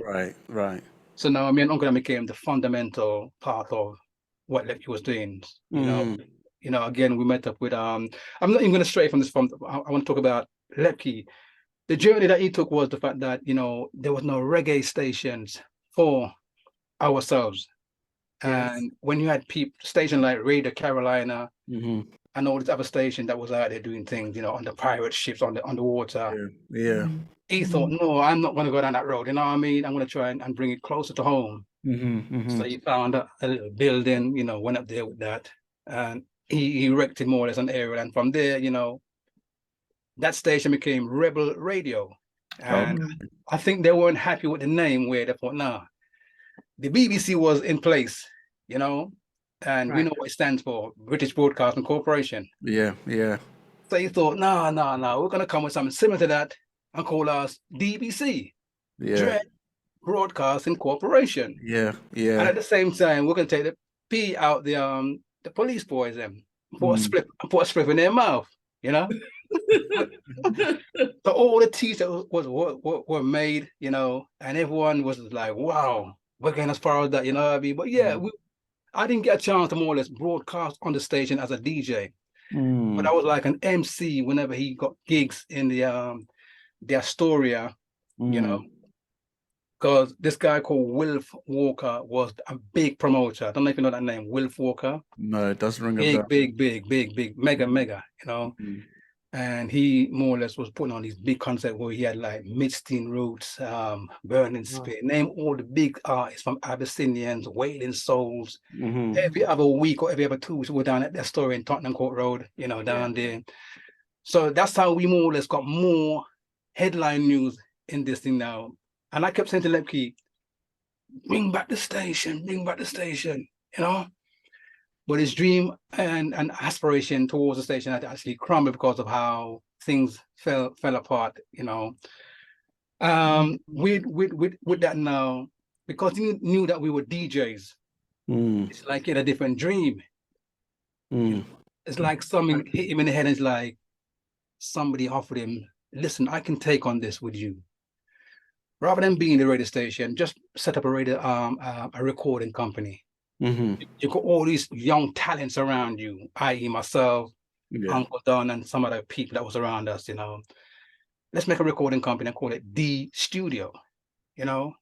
So they got it together, and within a flash, there was a studio in the basement, and I became rhythm builder. I was building rhythms, me and Tallyman, this guy called Tallyman. I heard of Tallyman, never met him, but I heard of him quite a bit. The first song you played, was it The Stabbing? On the actual adverts, that song was built by Tallyman, and I voiced that rhythm for Tallyman. I think I've got some of the old time jingles as well from Tallyman. A lot of them. A lot of them. Yeah, I've got them archived somewhere. Yeah.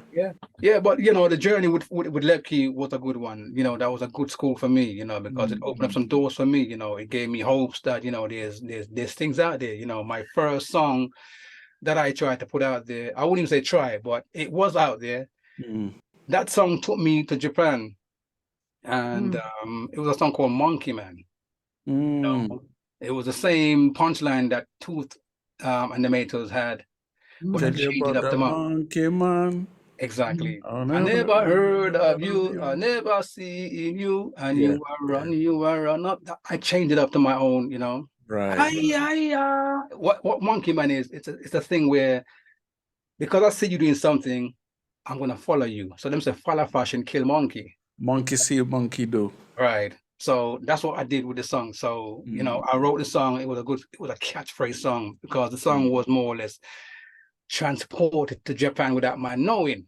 Okay. Upon arriving in Japan now and appearing on a stage in front of 12,000, maybe 15,000 people, Maccabee was there, and the Ariwa posse from Sandra Cross, Sister Audrey, you know, the whole Ariwa posse was there, and we were like the opening act for those guys.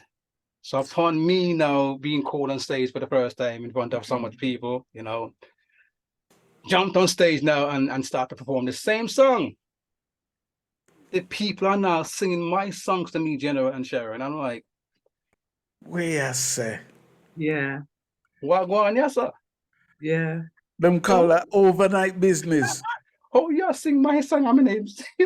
Exactly. It blew me away. I was like, oh my. So I looked back and I saw Lepke go, shh, I'll tell you afterwards.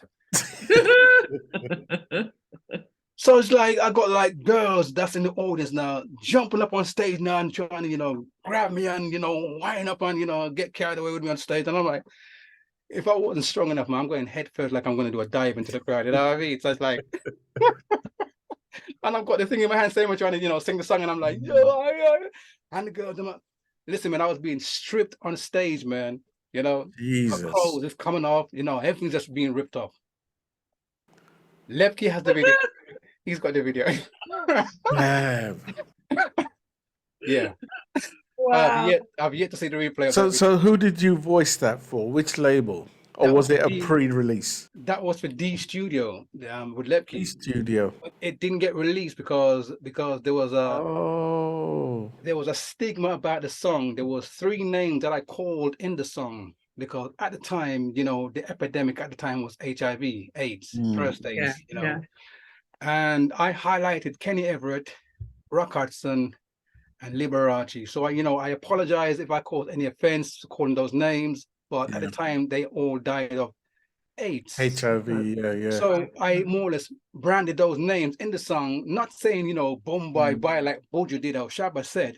Right. I was just saying, youths, if you follow a certain trend, you may end up like those guys, as the song says, follow monkey. So stay away from that kind of brackets. I'm not saying, to go out there and crucify them, etc. Everyone to their own preferences. I was told to rewrite the script, and I thought, no, I can't do that. Just like when Moses went to Pharaoh and said, let the people go. He said, so it was written, so it shall be done. And I said, no, I'm not going to rewrite my word because it's not going to feel the same as it was. So it caused problem, and it caused the link that I had with Lepke to wither. Say 1991, I was no longer a part of that syndicate. Right. It caused friction. Yeah. Okay. And I guess they wanted you to change it, but you were adamant. Yeah. Okay. I made, like I said to you, if I tell you how many songs, because like I said, I'm a rhythm builder. I can build songs from scratch, and these are all original ideas. So between myself and Tallyman, we were called Tip Tally, like Steely and Clevey, Sly, Robbie. Right. We were known as Tip Tally, the English version. Right. Before even Mafia and Flocka came about, we were doing that sort of stuff, building rhythms. I'm not saying that they weren't there before, but they weren't recognized as they were now. You know what I mean? Right. I'm with you. Yeah. Okay. So where do you head to then? I mean, you have your taste of Japan. You're now touring. You now must have that taste for stardom or just being in the music industry. Definitely. What goes through your cranium at the time, and where do you head to? At the time, it felt good because Japan was the first tour out that we did, traveling for maybe 18 miles on a plane, where it was just like following the sun for 18 hours on a plane, non-stop, and getting to the destination, felt the culture vibes. It was a city that doesn't sleep, it felt nice. And the stardom part of it came when I felt the crowd sing my song. I was like, how was that possible? And I was speaking different tongues. All I heard was in their tongue, in their dialects, how they would say in Japan, we call them Nipponese. They was reciting my song back to me. I'm like, wow, weird. Stardom, I felt like Michael Jackson for the first time. I said, wow, this feels, no one know how they feel. Right. And I became hungry for that, as you mentioned, I was like, I want more of this. We ended up in Belfast, West Belfast in Ireland. Okay. Wow. But for 3 days, I think it was 2 or 3 days. And we met some of the big boys there. When I said, you know what I talk about, right? Them big boys, not the soldiers, but the opposite side of the soldiers. The rebels. And they showed us. They gave us a little grand tour. The word grand tour, they gave us a place where, you see the telephone box that was there last night? It was a big hole. He said, we send the Yeah. You know, so, but Ireland, trust me, this was, it was a mind blower for me, because obviously we know that the conflict that I have is the fact that you have the Catholics versus the Protestants. Yeah. exactly. So it was hard to choose sides, because the poor side was what we were dealing with at the same time, Right. but the politics of it all was like, we saw poverty. I didn't think I would go to a country that was so built up more than Jamaica in more poverty. It blew my mind. I was like, Yeah. wow, Yeah. people are going around begging money. And I'm like, what is going on here in this Western society? I can't believe it. Blew me away, But when we came to performing now, the whole of Ireland came out. And that was another great night. We stood there in front of these, people and just performed. And what year was this? This is 1990. 1990. Okay. Okay. Yeah. This, no, wait. 1990, 1991. It's around the same time, not long after Japan. So it's around that time. Right. We went to Italy again. Italy was another one where, we were invited by some young ladies that came and saw us on Portobello Market performing. Because every Saturday we did like street, toasting or emceeing. And we stopped people from doing shopping, because they're out there trying to get on with their shopping, but we're on the streets, palavering, and jumping up and singing lyrics. Right. And we stopped the whole street. It's a standoff. Everyone's like, what? That's on, Then we go around with a hat on and go to the crowd and get some extra funds. Yeah. You know what I mean? Right. So sometimes we come away with all £80, £100, £150. It depends on how good they were at tipping us. You know what I mean? So we sit down afterwards and split the money, and Yeah. So two girls saw what we were doing, and they thought, no, you guys need to come to Italy. Right. So it was planned, and we ended up over there, where one of my friends, this is Capleton's cousin, this guy called Shaka B, Okay. He's Jamaican, and he's got a full Jamaican passport. So when we got there now, obviously those who's got the British passport was given access into the country with clearance.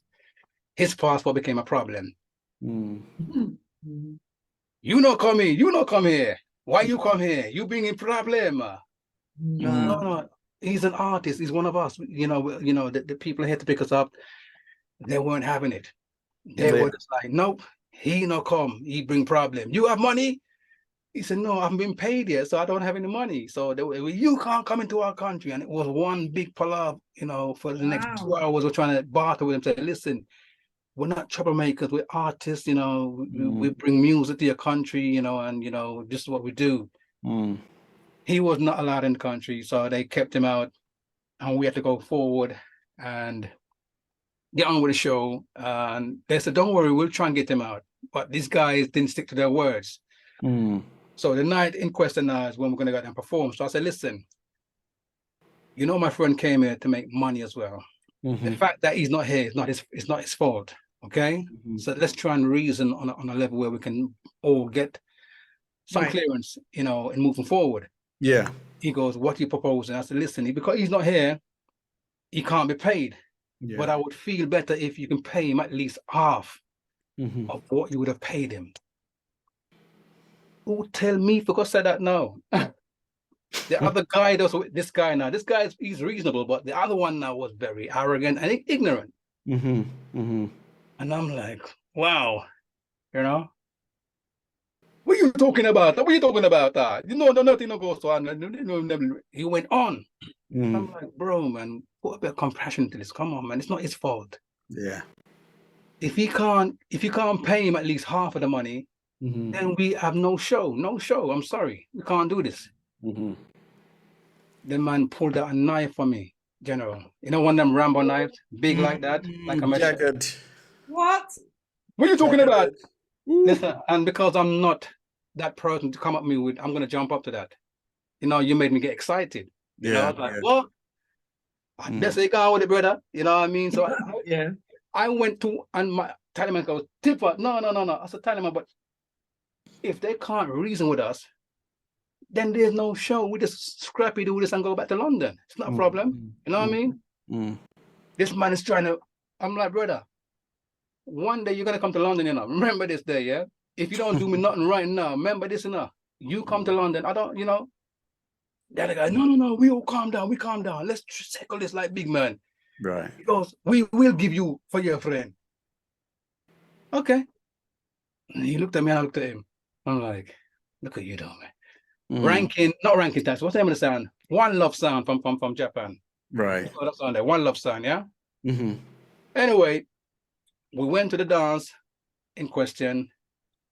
I mashed up the dance that night there, and the girls that more or less saw how they were handling us, because they brought us to this house where, when I said the bed was full of fleas, like dog was sleeping on those beds.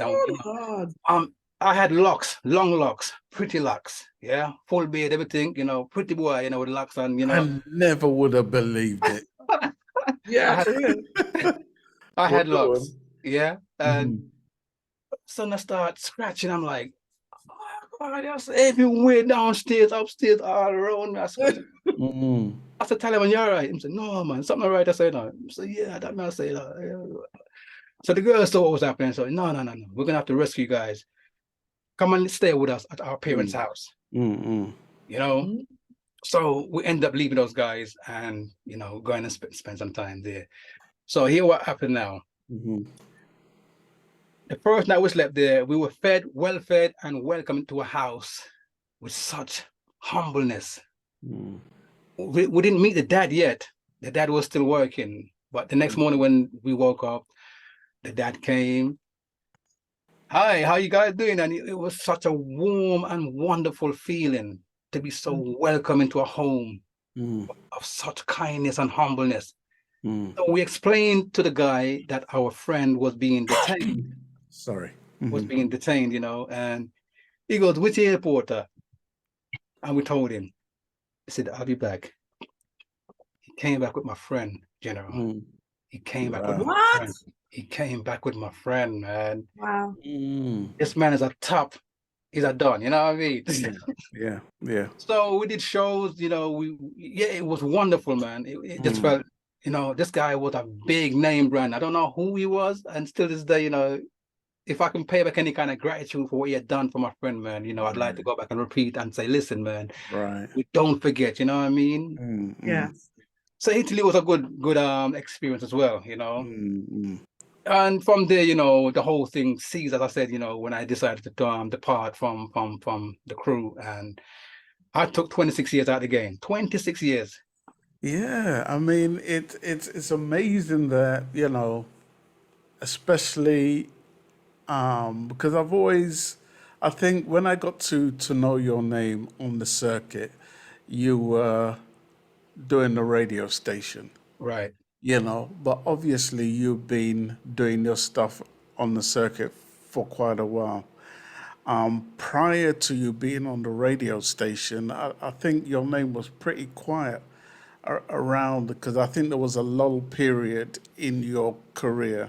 What was going on during the lull period that you experienced? If you're saying low, I wouldn't say it was in the music field as a DJ, yes, because I've taken a back bench. I was no longer in that department as a performer. I was now being a presenter. I had a sound system that I built with my friend. We had a sound system called, and still to this day, it's still active, Optimistic Features, his name is Sound. And along that journey, I've encountered so much different friends who try to, steer me from my own project to come and help them build this, What does that mean? Because I was always trying to build myself, they more or less made me not become so focused on what I was trying to build.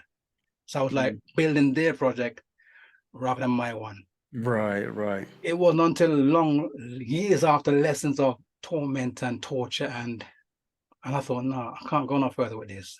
Hard experiences. You've got your own thing. I think the camel that broke the straw that broke the camel's back was when there's a big sound in Harlesden. You must remember the sound, Treasure Isle. Yeah. Right? Clutchy saw me in Carnival performing, because I lived in Cambridge Garden in Ladbroke Grove. Every year, in Carnival, I'd keep a house party when Carnival finished, so that way we can make a bit of extras, you know what I mean? So Clutchy came in, and He was in the back, you know, just humble and just a whole lot of vibes and you know. But Keith again, nose clutchy, yeah. Says Keith, I want to talk to your friend now. Yeah, go talk to him. And say, yo, I like how you go on, you know, I love your vibes, you know. Love how you operate the sound, love how you talk on the mic and you know, the way you control the people them and may have a big sound and I want somebody like you to control the sound. And I said, wow. You know? He goes, come and see me, man. You know? He's got a dry cleaner's store in Harrow Road and one in White City. He said, I'm gonna be in White City tomorrow. Come and link me. LinkedIn, we spoke business, and I was now the former member for the sound after that movement, aka Treasure Isle. We more or less kept some of the biggest dancing halls then, or called Drink Till You Drop. We started that trend. Yeah. Drink till you drop. So you pay one fee and you just drink as much as you can, and you know, last man standing. You know. Wow. Literally. So that went on for quite a while, and it was a nice experience, you know, that we had. And you know, Clutch's wife passed away. When she passed away, the whole thing just died as well. Right. So I was sought after again by another sound from Mr. Classic. You know, he said, you know what, he's got sound. Daddy Ernie. No, not Daddy Ernie. Mr. Classic from Balam. Okay. Balam. Yeah. I think, Ernie had a record shop called Classic, I think it was. Not that same Up Classic, in but Wembley. Daddy Ernie had that shop called Classics. Yeah. And in Lawrence Road in Wembley. Okay. But I became part of that classic sound for quite a few years again. I'm with you. The show that brought the cameras back was that point now where I thought, you know what, enough is enough. I'm gonna focus on me again and rebuild what I have. I have a sound system that is equipped to go and do street parties, clubs, weddings, funerals, birthday parties, whatever you want to call it. I can do that right now. Right. I've funded myself, built myself. But along the journey, I've been doing more radio stations from Skyline, if you remember Skyline from Askey Road. Oh, yes, definitely. Then we had Continental, then we had Street FM, you know, the name goes on. Then the last stop for me was I did Metro Love in Okay. Metro Love. After them, I was doing a station with another family member, Rhythm FM. Okay. After that, again, more bad experiences with people and how their mindset was based on, and I thought enough is enough. So I said, I'm going to do my own radio station, and Yard Vibes was born. Okay. What year was that? We're going back at least 15 years now with Yard Vibes. What did you want what did you want to contribute to the industry that you were stepping into again? Again, good question, you know, because I felt like I didn't get a chance to do anything and complete anything with Lepke and to fulfill the dream that he had. I felt like doing something in honor of Lepke.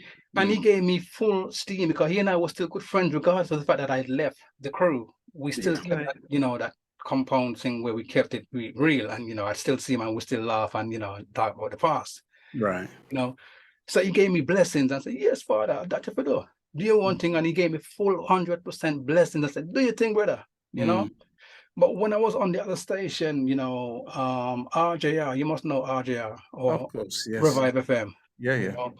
I gave them 13 years of my life, you know, and I even said to the management, you know, if you want, you and I could go into partnership.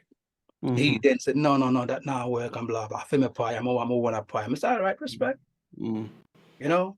So I've been doing so much different stations where, you know, the experience that has brought me to become who I am now. So I'm now the owner of my own station, and I've got a nice team of people who's now helped out along the years, and I salute them for their patience, their time, and their dedication to what they've done to help build the station. So, you know, And let's now, before we round up the show, let's talk about some of the people you voiced for producers. Just take us for a journey of producers you worked with since stepping back into the arena. Wow. It's a journey, you know. Let me tell you the story about that. Going backwards to that time when I felt like I hadn't completed myself as the artist. And one day, you know, I said to my wife, I said, if the year finishes and I haven't got one song out there, I'm going to do away with music altogether, you know. And it's like something happened with the my antenna must have reached to a height where the ancestors heard my calling.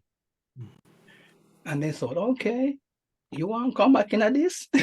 you know?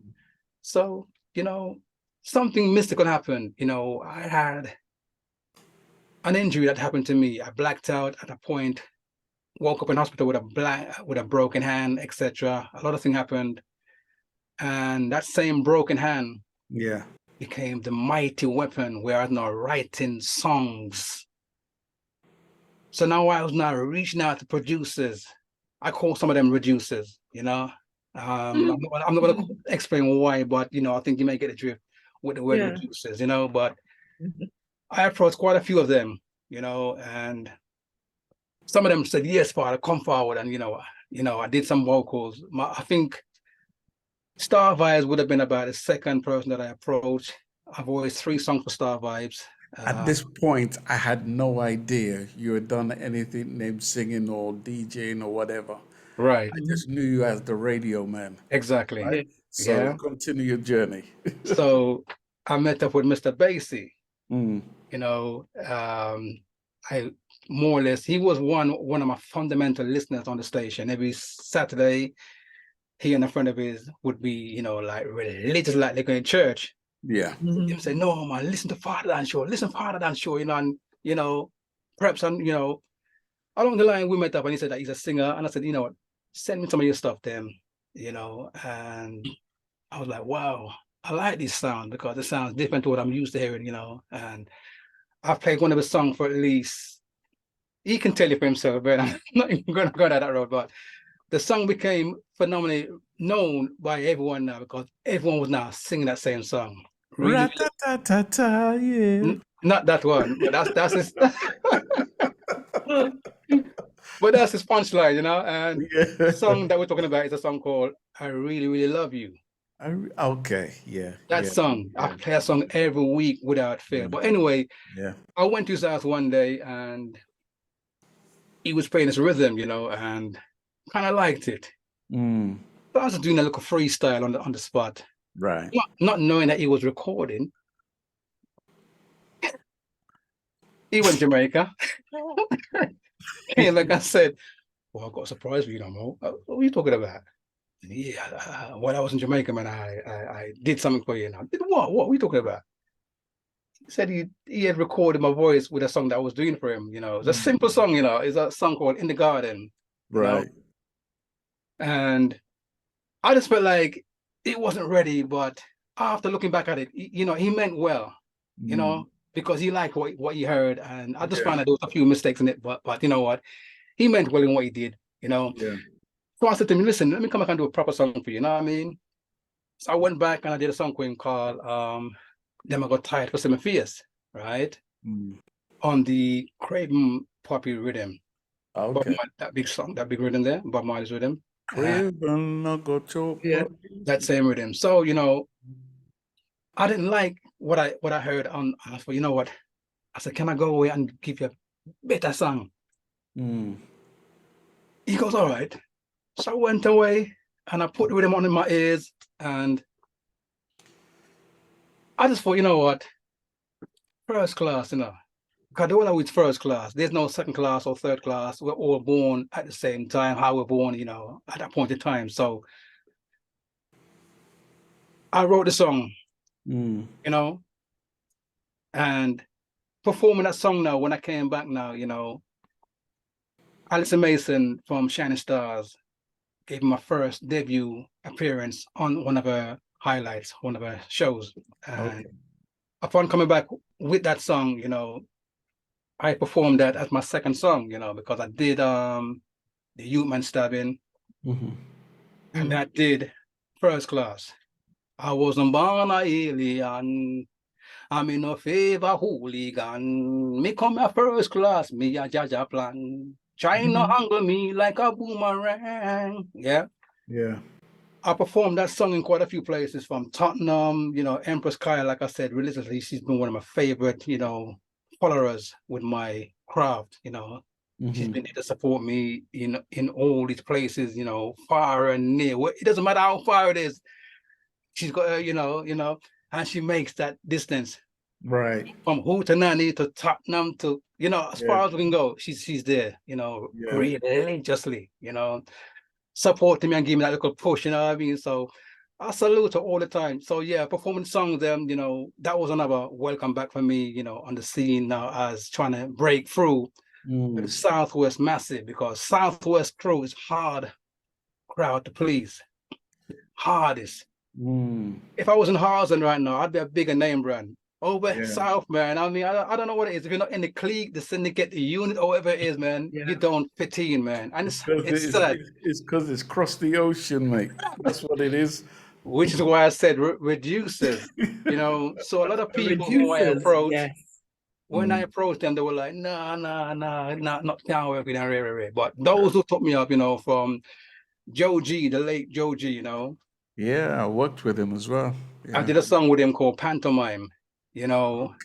He gave me the part-time rhythm and I goes, I had the right vibes. And he sent it to me, I just knew what I was going to sing for that song, you know. And I went back to him and I said, Joe G, this is what I've got for the idea. And I said, listen, Joe G, I want you to do the intro with me, you know. So if you play the song, you know what I'm talking about. He said to me, no, Father, no, put my voice on, no man tune, no, you know. So I laugh with that, knowing that I had to end up doing the intro on my own. But it wasn't a problem because, you know, to work with Joe G was a blessing, you know. So Joe G, Gary Digitech, I did 3 songs with Gary, you know. I did one called Step on McCann. Right. One called Backyard, but not the same Backyard, the same rhythm, but mine was Dally Mia Dally, Backyard. Right. Yeah. Oh yeah. And the Shame and Pride that I did with Andrew Slowly. You know, upon meeting Gary, he said to me, Fawda Don, I like your vibes. And there's a tune that I want you to do for me with a combination. I goes, which one is it? He goes, that one with Andrew Slowly. He said, Shame and Pride. I said, what? One of my favorite songs in the Rasta, you know what I mean? Yeah. He says, what do you think you can do? I said, let me just go in the box and do what I do, you know what I mean? So I went down, I was just vibing up. What the vibes? Yeah. He said, I said, what do you think? He said, Fawda Don, I go record now. Let's go back and do what you were doing a while ago. One take. So what be him singing on that song was just like on the spot. Nothing was written down, nothing was, it was just on the spot. I did that. You know what I mean? And he said, yes, good take. You know? Nice collaboration because, and as a matter of fact, you know, Andrew Slowly has really impressed me from when he started to where he is today. Vocally great, you know? So, right.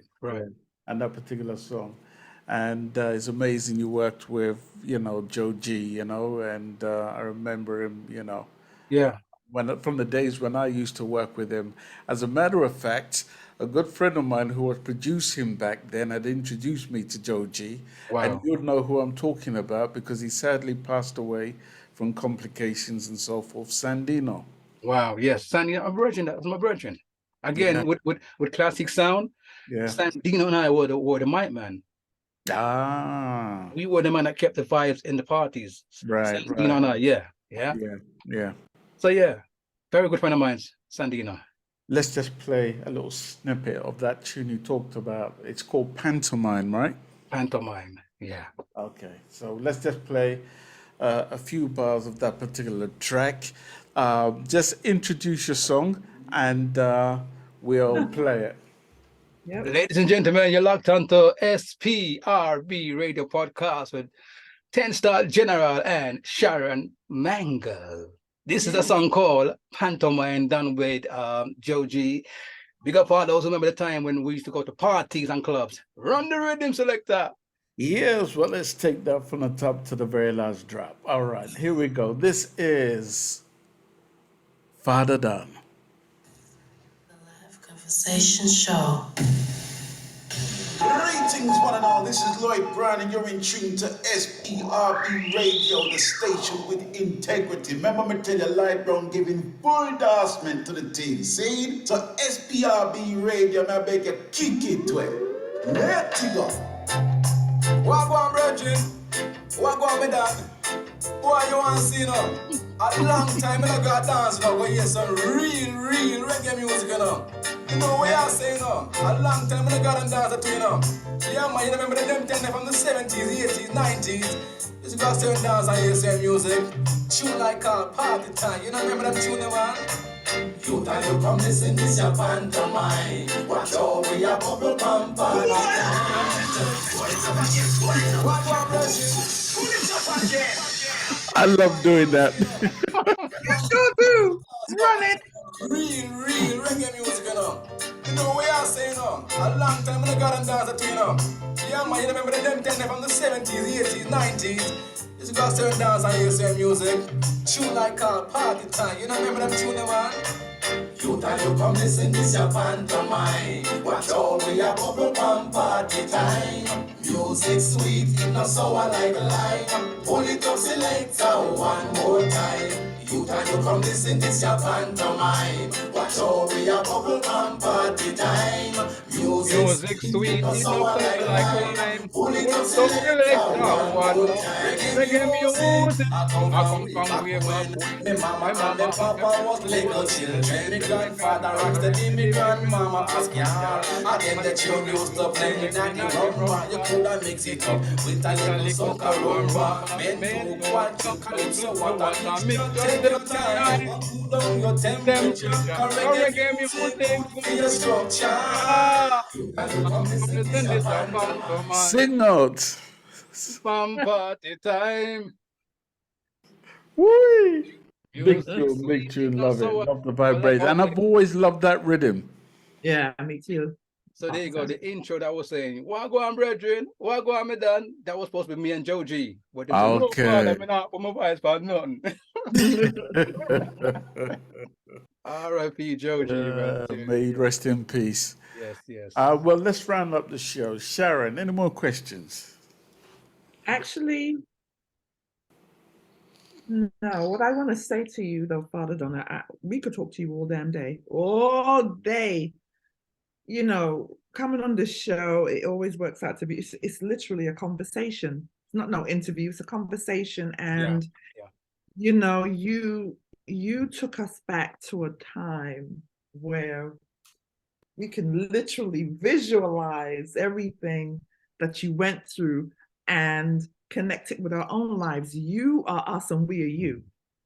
You understand what I'm saying? You are us and we are you. And I so appreciate that. And what I want to tell you is this. Sometimes when you're looking, sometimes in life, right? You know, you've experienced certain things now, and you've worked with certain periods, certain people in different periods of time. You've give this one 10 years of your life. You give this one 13. Maybe, in that manner, in that format, I guess it was supposed to be that way, because it is never too late to do you. I like the way I said that, because you see, Golly Bob, I use him as an example in my return into the game. You know, if Golly Bob can, you know, just be at the right place at the right time, where somebody just saw him, you know, sitting down, minding his own business, and recorded him, and he became that worldwide person. Who's to say that I can't come back and be that person? I mean, when I came back, I had friends, so-called friends, who said, where y'all come back for? What do you mean, why am I coming back? I've got unfinished business, you know? And upon return, I've written so much different songs for so many different people. You know, I've got to mention Chucky Banton. You know, I've done 4 songs with him. There's a new one coming out called Mission Accomplished, you know. King Genius, you know, being in my household, most of the stuff they hear me coming out with is coming from that camp. So I've got to big up King Genius. Okay. Heartily, you know, without apologies. And, you know, upon meeting him was either by accident or on purpose. You know, the person that made me meet Genius was Maria Taylor. You know, because she and I were very good friends. You know, I played a song with them, and, you know, she said, "Father, and I know that you're getting a fight in the business. So here's someone that I think won't even let you down. They'll take you on straight away." And upon meeting Genius, it became like family. And from that time, you know, we've done so much songs over the years, and still putting out songs, you know. So, you know, hats off to King and Queen Genius, you know, for really being there for me, and, you know, really believing me. You know, they've kept me on my toes, you know, with rhythms and performing for them in different venues. And, you know, so, you know, I'm home with those guys, you know. Well, that's precisely. So this is now your time. No matter what you've went through, you know what I'm saying? You just come to a period in your life where, oh, you know something, I have to do me now, you know. And then God just like, it's just almost like following a yellow brick road. You'd be like, oh, yeah, this is the road. I'm going to keep going on this, because then you meet the people who will be there for you. You know, they're not trying to take advantage. They respect what you do. They respect who you are, your journey. You know what I'm saying? And that's, again, it's never too late to do you, and this is like your time. I have so much respect for you. It has been a complete honor to talk to you today. I just feel like I know you from way back, because you're just a part of, you know what I'm saying? You make me laugh. We're 60s baby, so we're the same. We never said nothing about no 60s, because then now show me age. But anyway, just want me to tell you that. Anyway, I'm just saying, right? Yeah. I'm saying though, in all no seriousness, brother. You are my brother. You know what I'm saying? I just feel like we just grew up at the same time, maybe not meeting, all of us. You know what I'm saying? All respect your journey. And that's the thing. I'm honored to hear you say that still, because I mean, along the journey, again, it hasn't been an easy one, but no, it when hasn't. people like yourself who takes time out, you know, to give me a time to express myself, and take the people who don't know nothing about me, you know, from a different perspective, you know, and say, oh, I didn't know that about him, you know.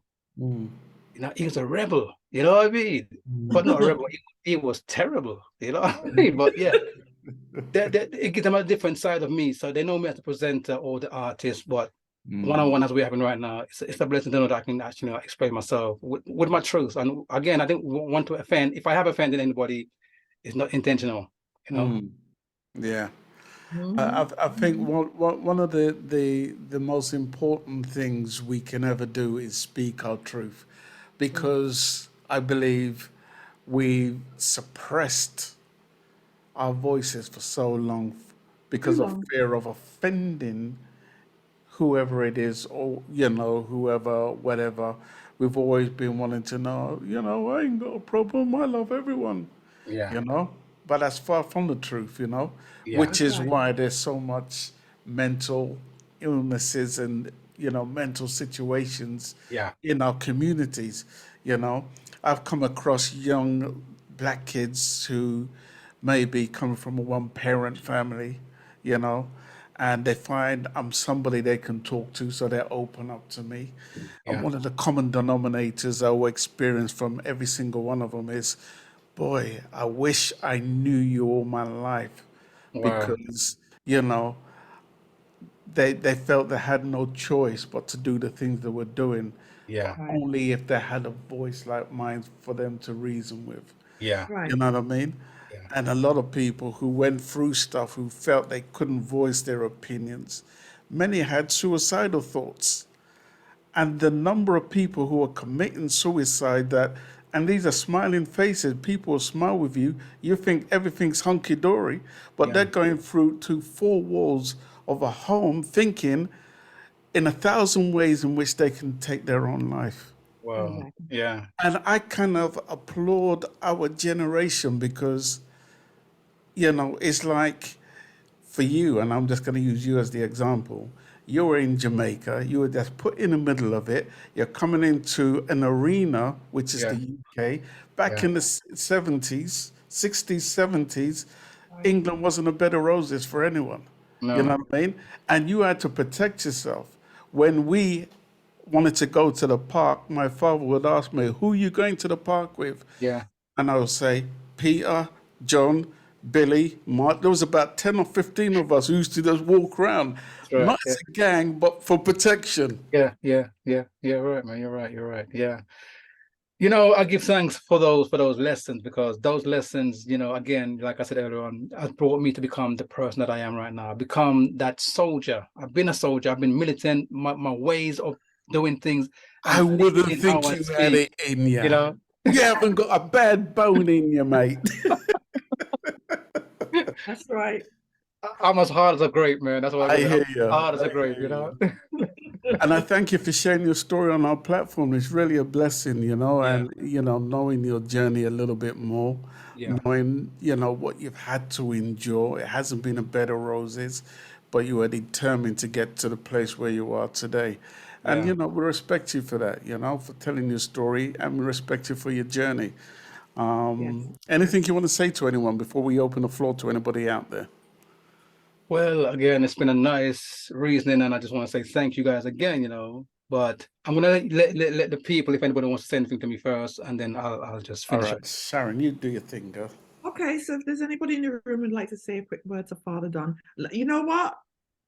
This is what Sharon does. Sharon Mango does this. Me go and call it out. Now Miss Empress Kaya, who follows him everywhere. This is what Sharon does. 10-star man waking up. You beat up, Kaya. Empress Kaya should beat you up, man.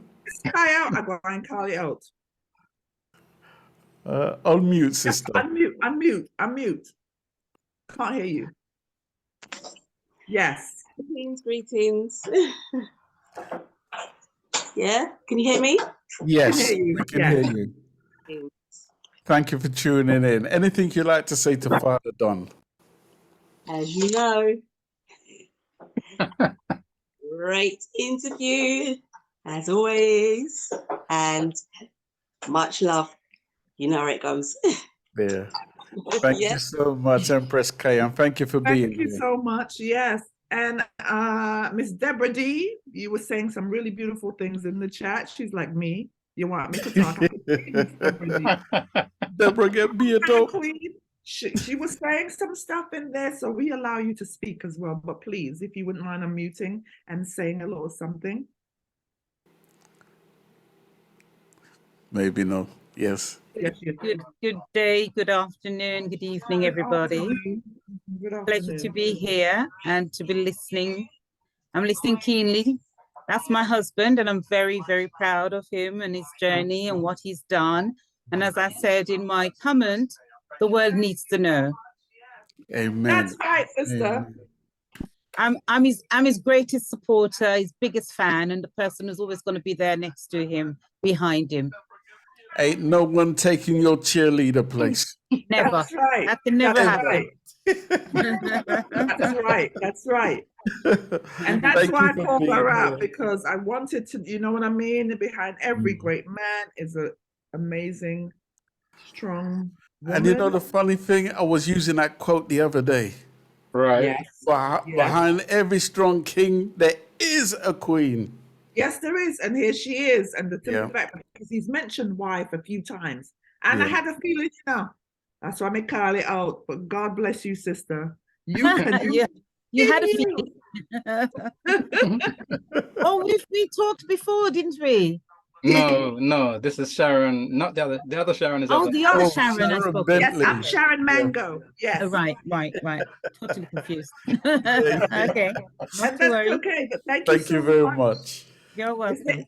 Anybody else who wanted to say something? You know what? Is Basie here? Because he had his hand raised a few times. Basie Clark.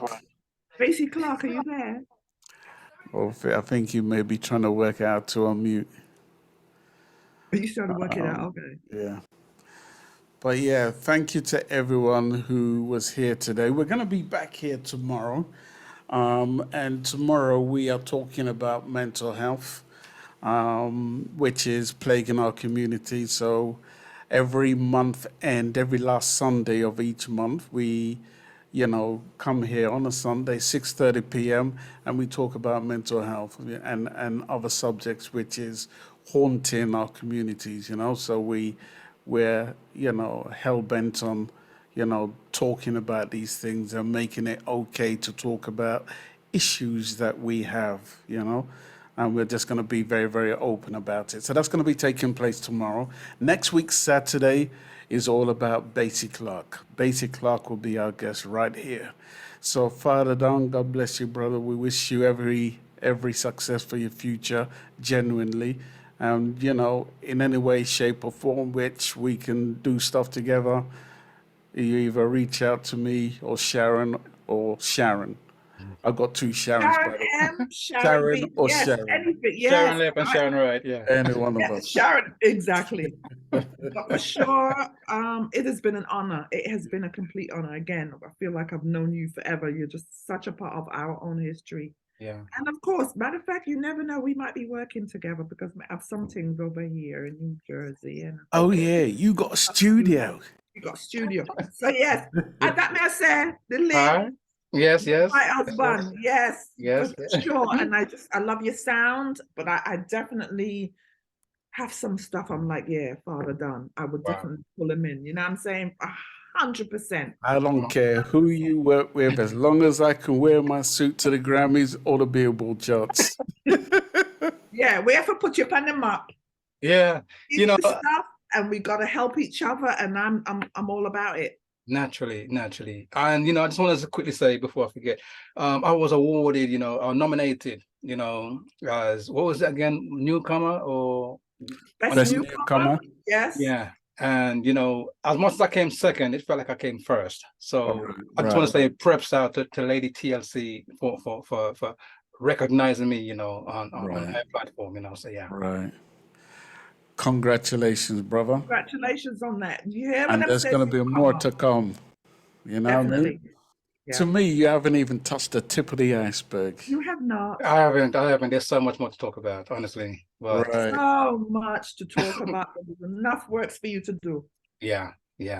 Well, in my mind, your life has been a movie played out in my mind. As you was talking, it was like a movie. I witnessed it before my eyes. Yeah. And what a nice generation we come from. Yeah. You know what I mean? Yeah. Even though it was the road of hard knocks or the school of hard knocks, but we got through it. Of course. And look how it humbled us. You would never think there was a terror in me way back when. Yeah. We have to hide it sometimes. We have to disguise it, you know. Yeah. But I'm gonna end with a song that you did with Basie Clark. It's called Our Thing. Just briefly talk about it. We'll end the show with that particular track. Well, Basie's got it that he's longing to do a song with me, and he can't wait to do a song. And you know, he felt like it has to be now. That song was sent to us. I did a song on there called False Education, King Genius. Okay. Yeah. And he had actually got the rhythm as well. And he thought, you know what, I think this might be the rhythm that we can actually do a song together with. So we decided we're going to call it Our Thing, because we're always talking about it's yours, even though it's mine. So it became Our Thing. So we just thought, okay, let's just write a song around that. And that is the result to what you're hearing right now from that rhythm, you know. So, okay. And who was it produced by? This is by One Harmony, King Genius. King Genius, okay. And I guess Basie and yourself are working with him collectively. Exactly, yeah. And there's quite a few more stuff coming out with myself and Basie. So, you know, watch the space. There's so much things in the making behind closed door. Right. A lot of work's going on right now. You know, Amen. That's a good thing. That's a good thing. Yeah. Well, we're going to be back here tomorrow. Thank you, everyone, for being here. We're going to get out of here with this song. Greetings, one and all. This is Lloyd Brown giving full endorsement to Stuck in Motion, right up blend radio. The station with integrity, the station with a difference. Remember me tell you, Lloyd Brown says so. Full endorsement. Stuck in Motion, right up blend radio. We not stop till we drop. Zane, blessed. Yes, well, Mr. USA, alongside Fawda Don.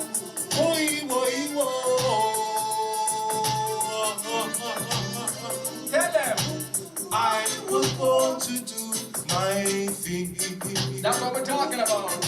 And now you're gonna hear The Live Conversation Show. Right? We were born to do our thing. In combination with Fawda Don, I'll see. All right, Basie, come in. It's been a long time in the making, so I had to write this song. Alongside me, Mr. Basie, and the man called Fawda Don. That's me. Together, forever, with this message I bring to you. Repent of all your sins, and Father God will carry you through. I was born to do my thing. And now you're gonna hear Mr. Basie sing. We were born to do our thing. Our thing. In combination with Fawda Don, I'll sing. Rat-tat-tat-tat-tat. Wanna hear that? Wanna hear that? Rat-tat-tat-tat. Alright, my turn. Come in, Fawda Don. This are no knick-knack, paddy what, no give no dog a bone. Ring, pan me think I'll telephone. Pass me the thing, I when you call the talk a phone. Don't To jump on stage and me comfort zone. Pull it up again. Pull it up again. Pull it up again. Well, that's all, folks. That's my line. Number 5, babe. Let a star do this. That's my line. That's all, folks. Hi there. Can I go home now? I'm Star General from Stockhead Promotions, and I'm out of here.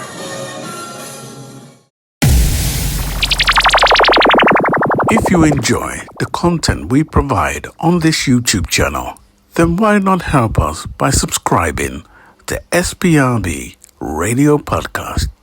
Thank you in advance.